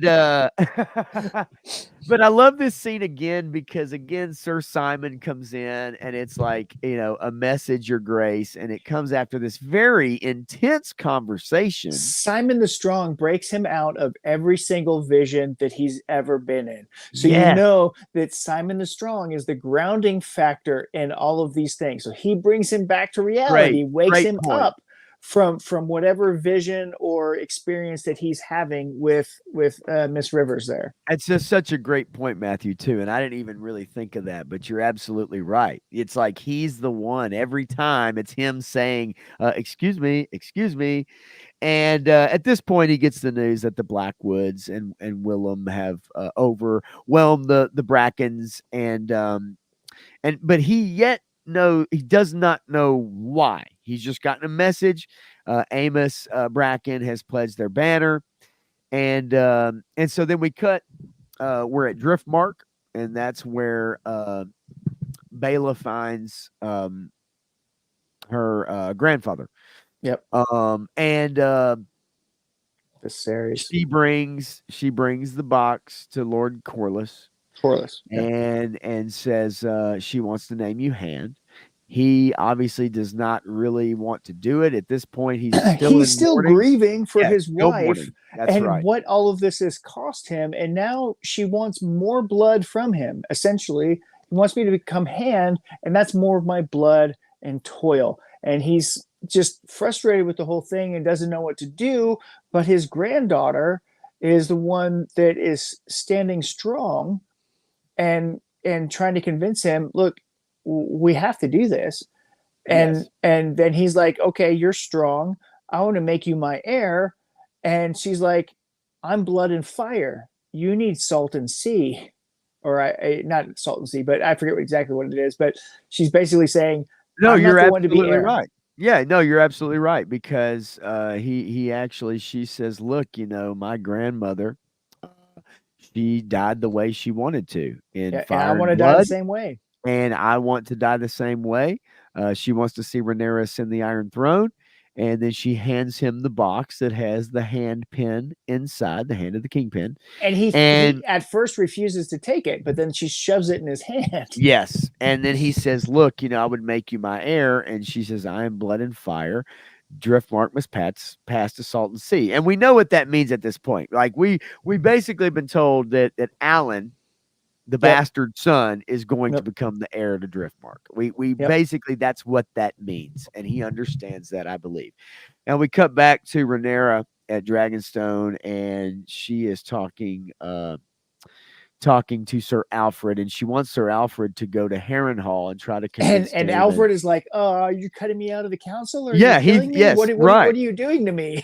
And because he's challenged her. He has Yes. actually challenged her. He's challenged her thoughts. He's challenged what the strategy is. They've lost houses, people. They battles. They've lost their fastest dragon. They've lost Rainey's. They it's like, Yep. look, we're on the back heels here, man. And Yep. and we're not getting anything going on. Damon has disappeared, and she says, look, She reassures him that she has full faith and she trust in she him. does, but she also mentions that yes, I would prefer a council that's more inclined to champion their queen rather than question her. But at the end of the day, she says, "You and your house served my father well for years, and so they need to have the Riverlands, and they need to know Yep. Daemon is doing something there." And she also wants him to find out what his intentions are. Yes. Is he intending to raise an army of his own and challenge Rhaenyra, or is he still on her side trying to win She this war? knows him well enough to know that he's been gone for too long and he Yes. hasn't responded to ravens. So I need to send a personal messenger that he won't slaughter, that will find out the information and send it back to me one way or Yes. the other. And she needs to know what's going on at Harrenhal because that is a key strategic point, and so is her husband. Yes, Harrenhal being such a large castle and it can hold such a large amount of forces and men, but it's in such disrepair that it really requires a lot of work just to make it hostable, right? Yep.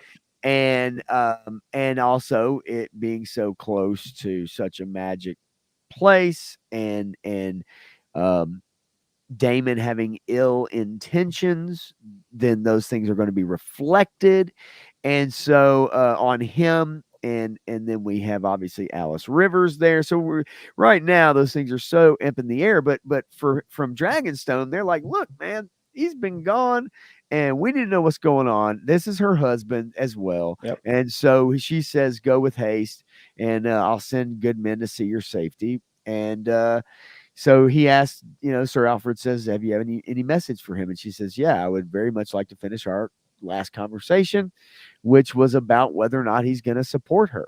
Yep. Now we cut to Daemon back in Harrenhal again. Again, he's hearing footsteps. He's hearing like different sounds. He's laying in the bed, and then I love the actual scene because it like does like this. It's like we go from horizontal to vertical. Yep. So he's laying in the bed, and then once again it's Sir Simon breaking him out of these visions. And he's like, what is it now? Is pudding being served? No, this is actually very serious. And this is where your ass has a check that Funny. people are trying to I cash. just caught that. Yeah, he asked if pudding was being served, and they were screaming of meat before. And the line Yes. from Pink Floyd, "The Wall" that I quoted earlier, now Yeah. has Yeah. different context. I didn't even catch that shit either. That's awesome.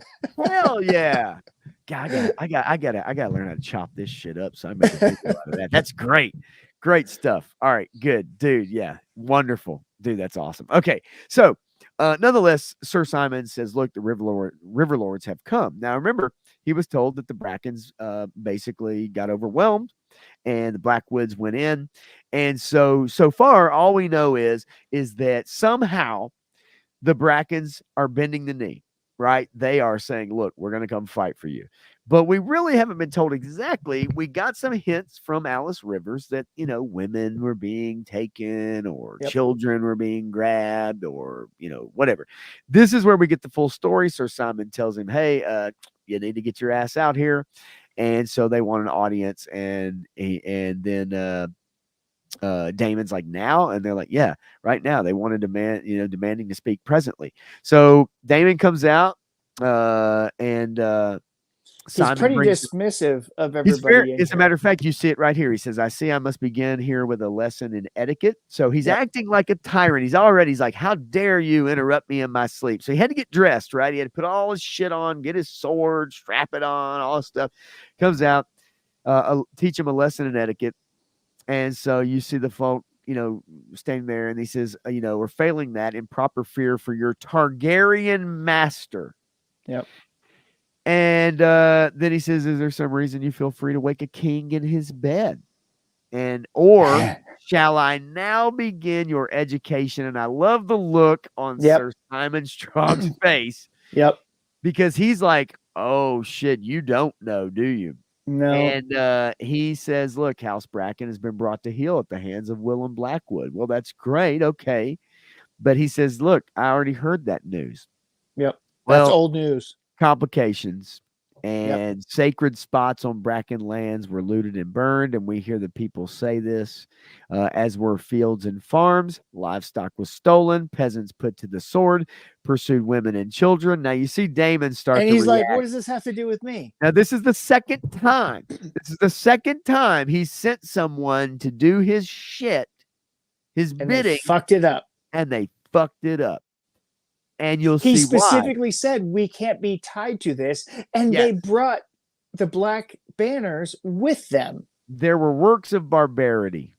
Punishing Bracken for his own treasons is one thing, but these other acts, and then Damon still trying to say, look, I gave him a chance. Now, again, saying that statement, but then here in a minute, he tries to turn around and say, well, whoever lied, I'll, have their head. So he says, Well, look, so they they were go given a after him chance. about they go after him about killing babies in the Right. night. And he So, calls that a lie. yes. And he calls this a lie because, I mean, truthfully, it's not what he ordered to have happened, but subsequent to his orders, that's what happened. And right here they say, look, they proudly carried your banner. It's red dragon on black. So Black. they made Yep. themselves known. And of course, Simon Strong is like, really? Like, you fucking Yep. idiot. And Yep. and then at this moment we hear a voice. So Mm-hmm. now again, he's having a vision, and it is his wife who is His passed, first wife. and Yep. his first wife, and Lena. And she says, have you looked after our girls? Because there's a war being fought. So he Yep. has this vision. And then at this point, they say, look, this is a man, you are a man who ordered the slaughter of a child in his mother's arms. And they're talking about Aegon's son, the heir Yep. to the throne on the green side. And then Yep. he says, well, that's a lie. I'll have the man who told it brought here before me. And they say, well, guess what?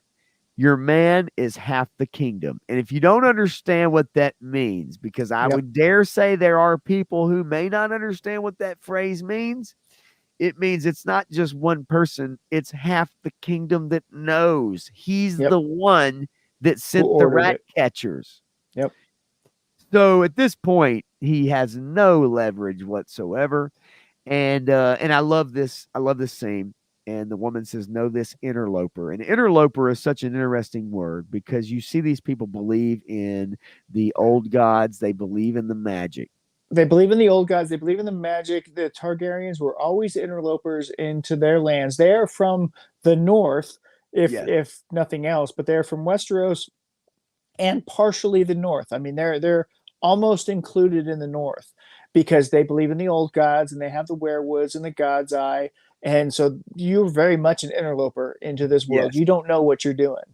And so she talks about how the Riverlands are an ancient place, watched closely by the eyes of old gods and new, Yep. and they are not going to raise the banners for a tyrant. And of course, I love this, and this is a scene that is kind of juxtaposed, or not juxtaposed, but mirrored on the other side. We Brilliant. see Daemon after this, and they storm out, and he's just like, "Oh my god, like what is happening?" And then Well, we you look at that. see Go back to that real quick. Yeah, right that with Damon right there, and yeah, the next one, they're both very standing at a indicative. fireplace. They're very indicative of Charles Dickens' Scrooge. Oh wow, yeah, yeah. That's interesting. Yeah, but I love this shot because he rests up against the fireplace and he looks down, and at some point he actually opens his eyes, but I took the photo a little bit Yeah. quick. And then you see Rhaenyra looking at a fireplace with her hand up as well, and I just found that to be a really great shot. Well, that Between the two. juxtaposition of him looking Yeah, through the fire at her, her yeah, looking at the fire at him, yes, yes, the whole issue that they're having right now with misconceptions and the fog of war, so to speak. right. So nonetheless, we get Myseria's person. She is sent to King's Landing. Now, at this point, people are trying to get out of King's Landing. She finds a guard, and he's like, "Look, most people want to get out of here," and and she's like, "Look, I'm trying to find somebody." And who does she find? Do you know who this person is? I can't think of off the top of my head. That's not the whore. Yes, this is someone who was given moon tea back in season 1 and Okay. supposed to have gotten rid of a Targaryen baby. Yep. Okay. This is one of the girls that Aegon slept with because you remember he was kind of having fun, or actually it might have been Daemon. I'm trying to remember, but Alinda, basically, she works in the bar, and you saw her in the episode where Aegon messes around with Daemon when he's found with the first girl he ever had sex with. Remember that Right. woman? Yep.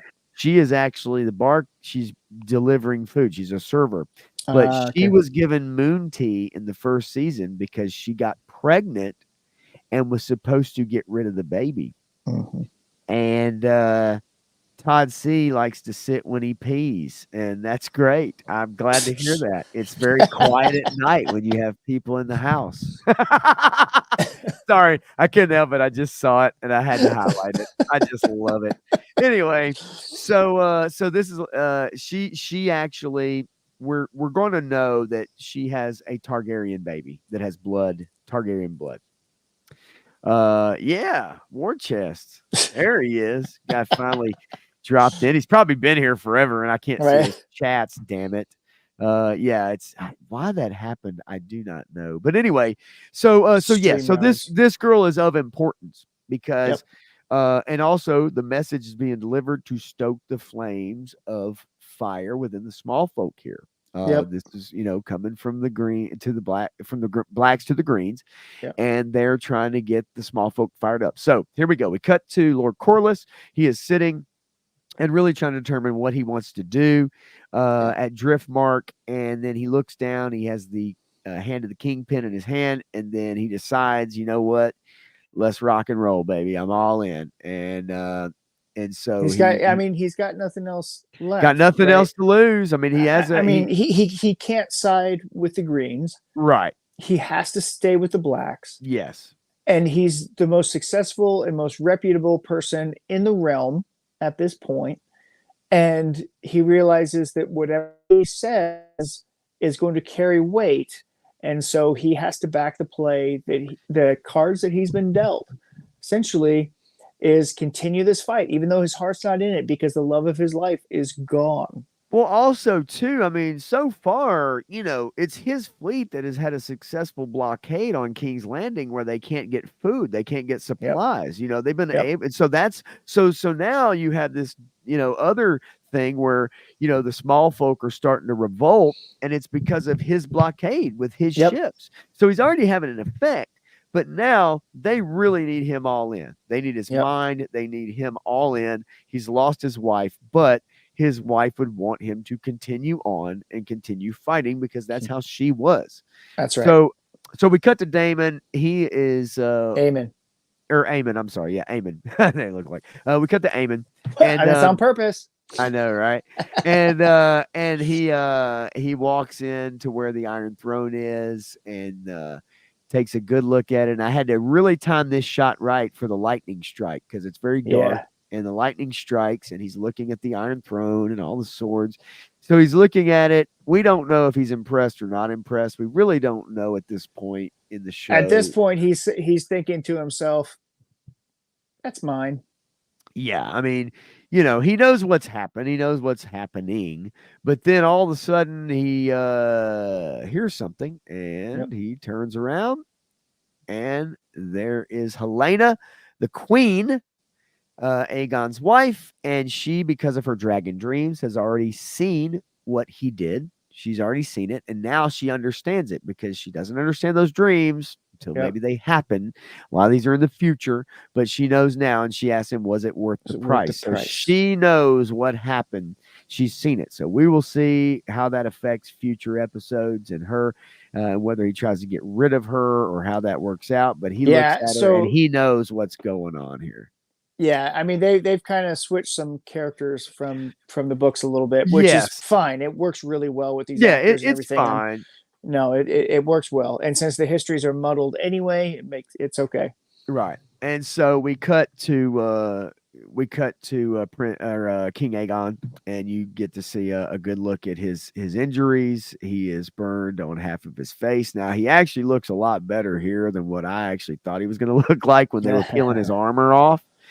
But Hey, well, if he's gonna survive, he's got to look, scarred, but you know, yeah, he's an like, actor. They still got to see his face. well, he still has to.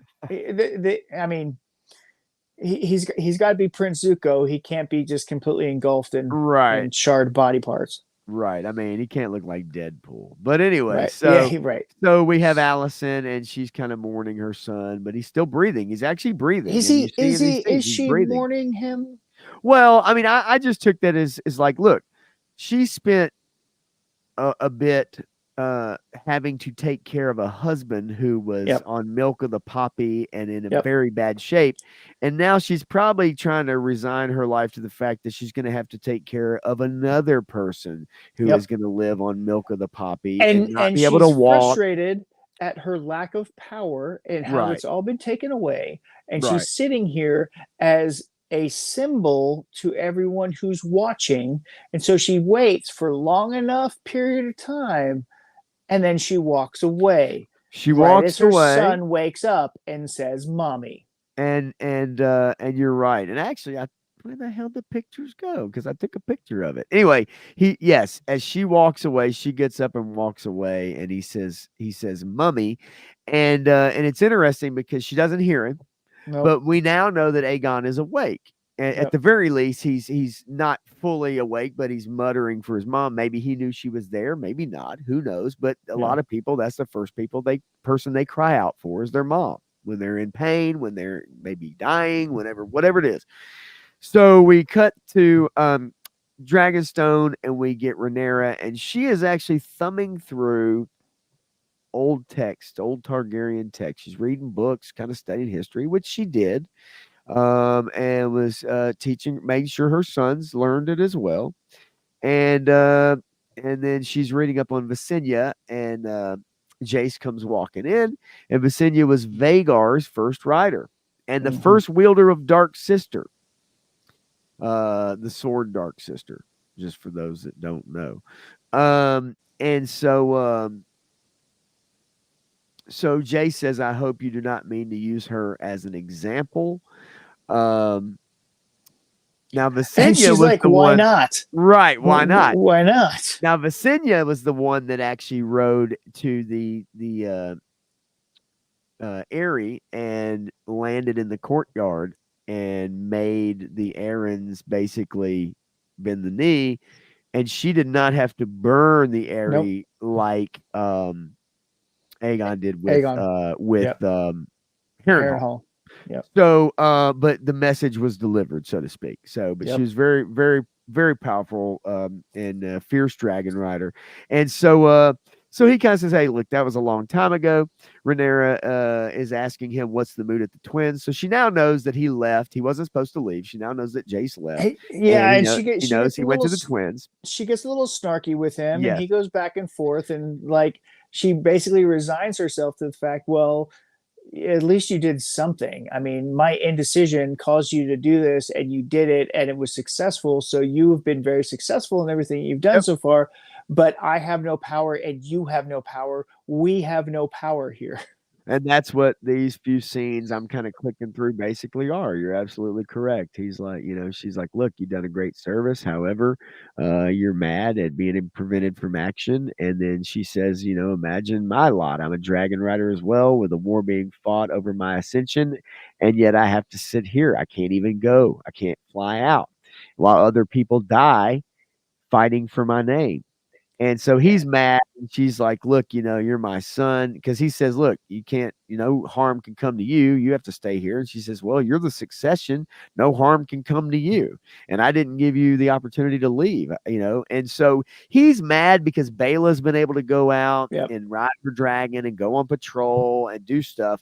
And he's been stuck there and he's not fighting. And I could understand that. I can understand why he would be upset because you're like, "Look, I'm capable," but again, it's that line of succession, right? Yep. And they want to protect that, and that's also understandable as well.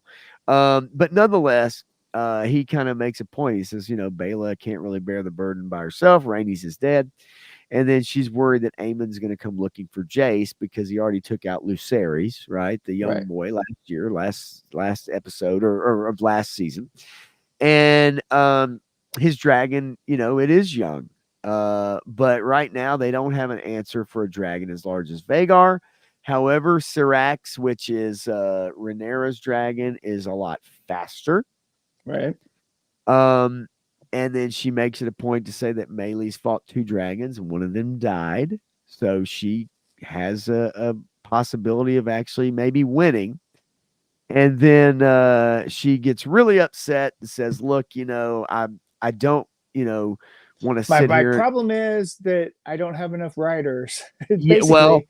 yes, that, and we actually get to that. She says, "I need dragons," and he says, "Well, we got, dragons. The problem is that we have two underneath our feet right now in Vermithor and Silverwing, but they have no riders."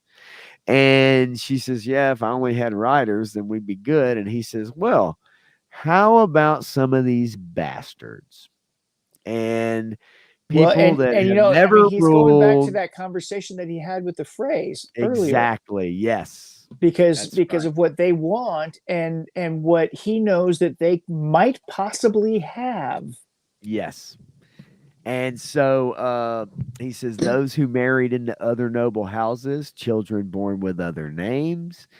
And, Rhaenyra's like, well, that was a generation ago. Their blood might not be thick enough to control a dragon, to ride one. And We got the to drag try.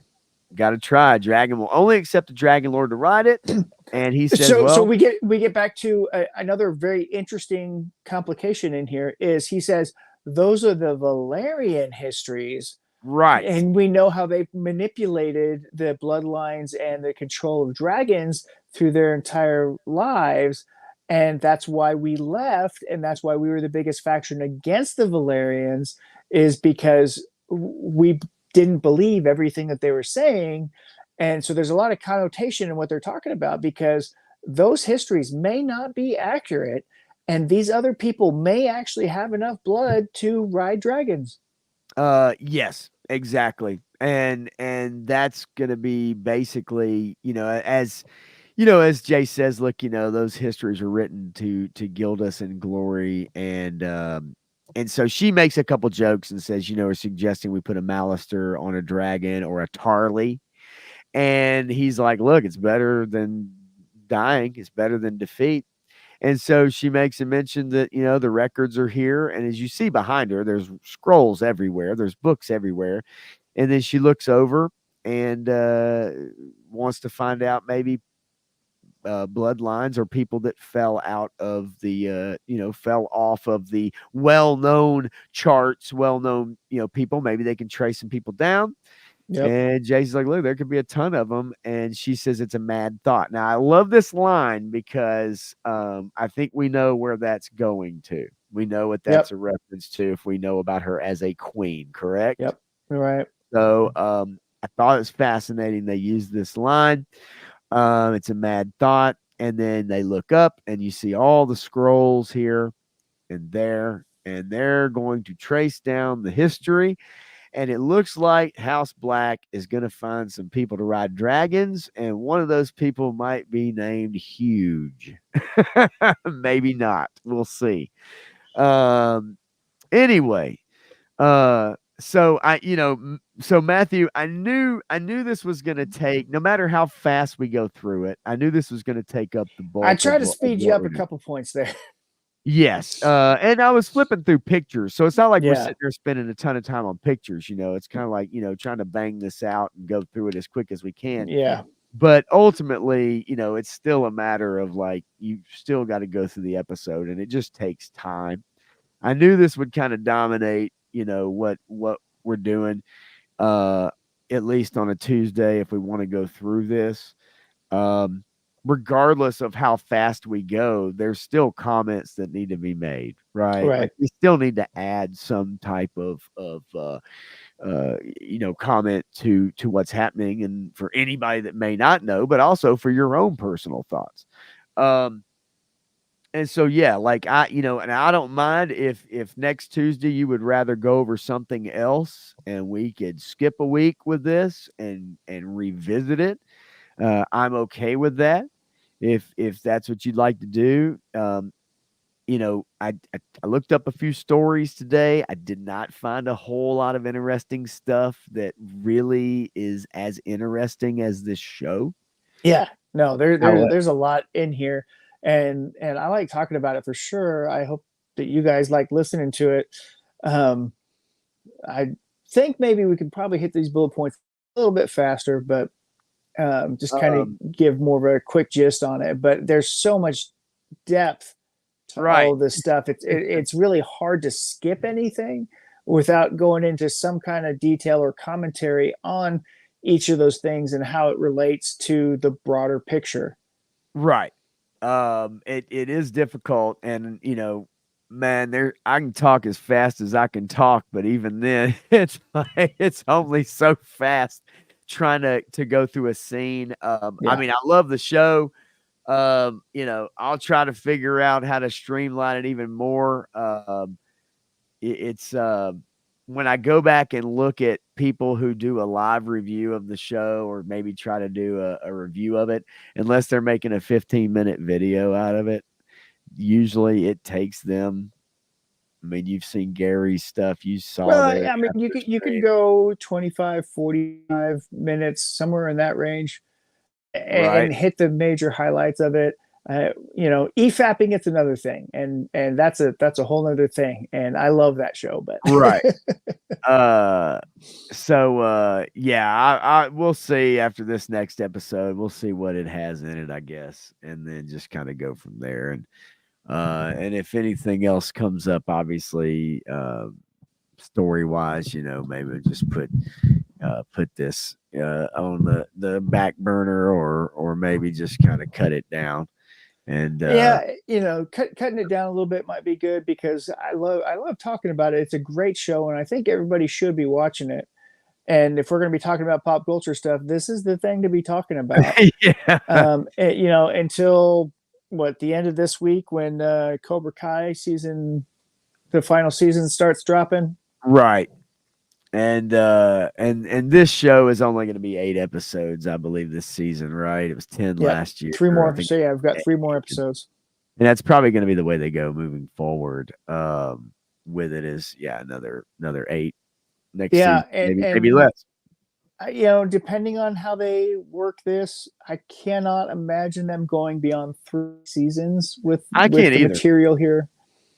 I can't I either. think 3 seasons would be about perfect, because you can really, I mean, they already have dove into this material and loved it so much that I'm like, yes, I'm invested. I'm in it. The acting, the storytelling, the dialogue is so poignant. They can make your brain percolate and make you imagine and think all these other Yeah, things, especially if you know the lore and have dug into that so deeply right, that you understand where some of the basis for these characters come from and how they mirror characters in the future that we already know about, right. Yeah, to a degree. I mean, yeah. I drink and I know things is one of those things in Westeros, and um, cripples and bastards are GRRM's favorite people, so Pretty you know much. that they're going to have better stories. Right. But yeah, I mean, overall, yeah, absolutely. I mean, when it's all said and done, yeah, it is a great show. It's better than most things on television. It's definitely better than anything that Disney or a lot of people are putting out, but it somewhat does require a knowledge of what's happening and what has happened and what will happen. And so I think it's on part of the viewer to somewhat try to go in and do some research on their own. Can you understand this without that? Yes, you Yes. can. But at the same time, does it deepen your knowledge and make it a better show for you if you do So understand? Yes. this requires something that Disney shows and CW shows does not require. It requires you to actually watch and listen to it. You can't be on your phone messing around with other things or listen to the podcast or anything else while the show's on, because you're going to miss a lot of context. Yeah, This show is what television was supposed to be, right? This is the best of television in my mind. yeah, no, I agree, and it reminds me somewhat of that golden age where we had Game of Thrones, Breaking Bad, few other things on, Yep. but yeah. So look, we're past our time here. I don't want to take much longer, but next week, I guess we'll try to trim it down and try to maybe do about 40 minutes on it or so.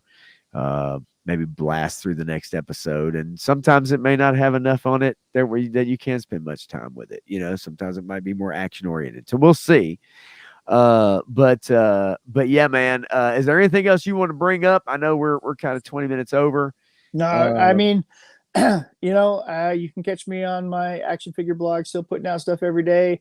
I got some cool things this week, so we've got some ninja action going oh on, yeah, get you and some good pictures with Jinx there. some fun stuff coming up. Got some stuff over here that I was working on that might be coming up on Wednesday. So there's always something fun between Bane and GI Joe and Savage Right. Crucible and all that kind of stuff going on. As far as me, I'm still reading my Conan books and my GI Joe books, and um, catching up on my games like we were talking about earlier. That was Right. totally fun. I highly encourage you guys to look into that GI Joe deck building game. It's really cool. The IDW Batman the Animated Series Shadow of the Bat series of games is phenomenal, and it's compatible with their Teenage Mutant Ninja Turtles game that they came out with. So Okay.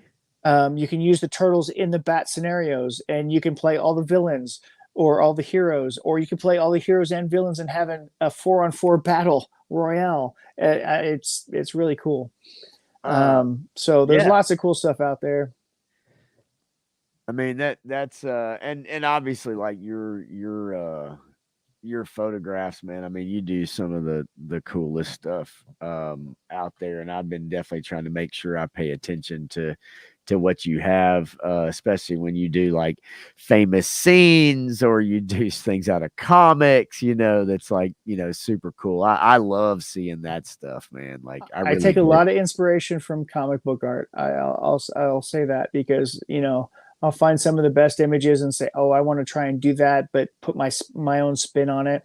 Like Yeah. one of the Special Mission GI Joe issues that's got Outback underneath in the snow with the soldiers on top of the cliff looking over them in the snow.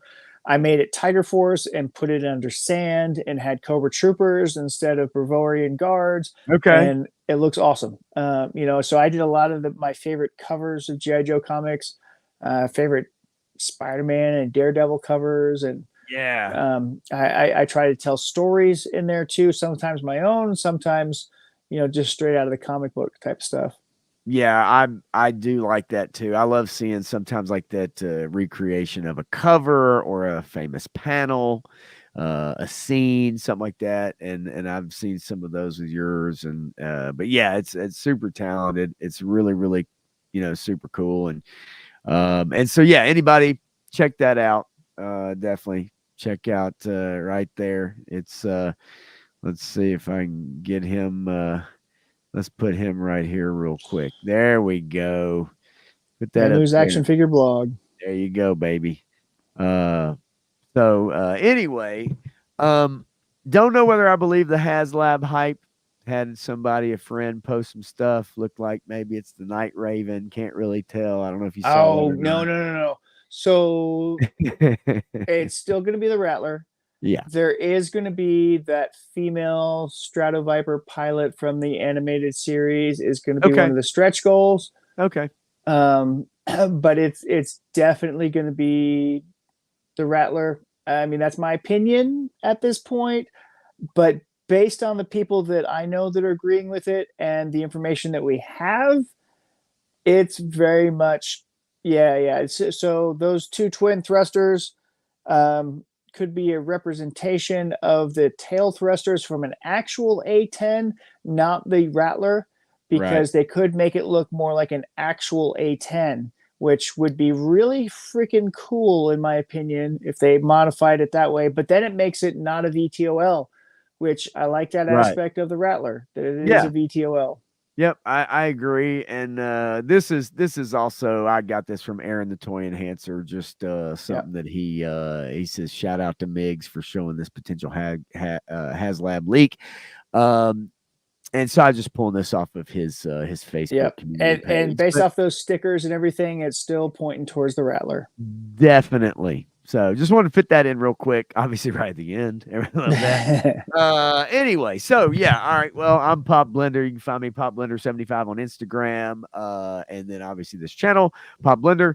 Um, gonna have to make an acolyte video at this point. And boy, oh boy, oh boy, what a terrible show. And what a Good luck. terrible thing. Yeah, I know. It's awful. But thanks to you guys for hanging out and those in the chat. I apologize for not seeing it, but StreamYard's not working for me tonight. And so thanks for hanging and throwing some comments up there. And next time I'll make sure that I check it. Yeah, definitely.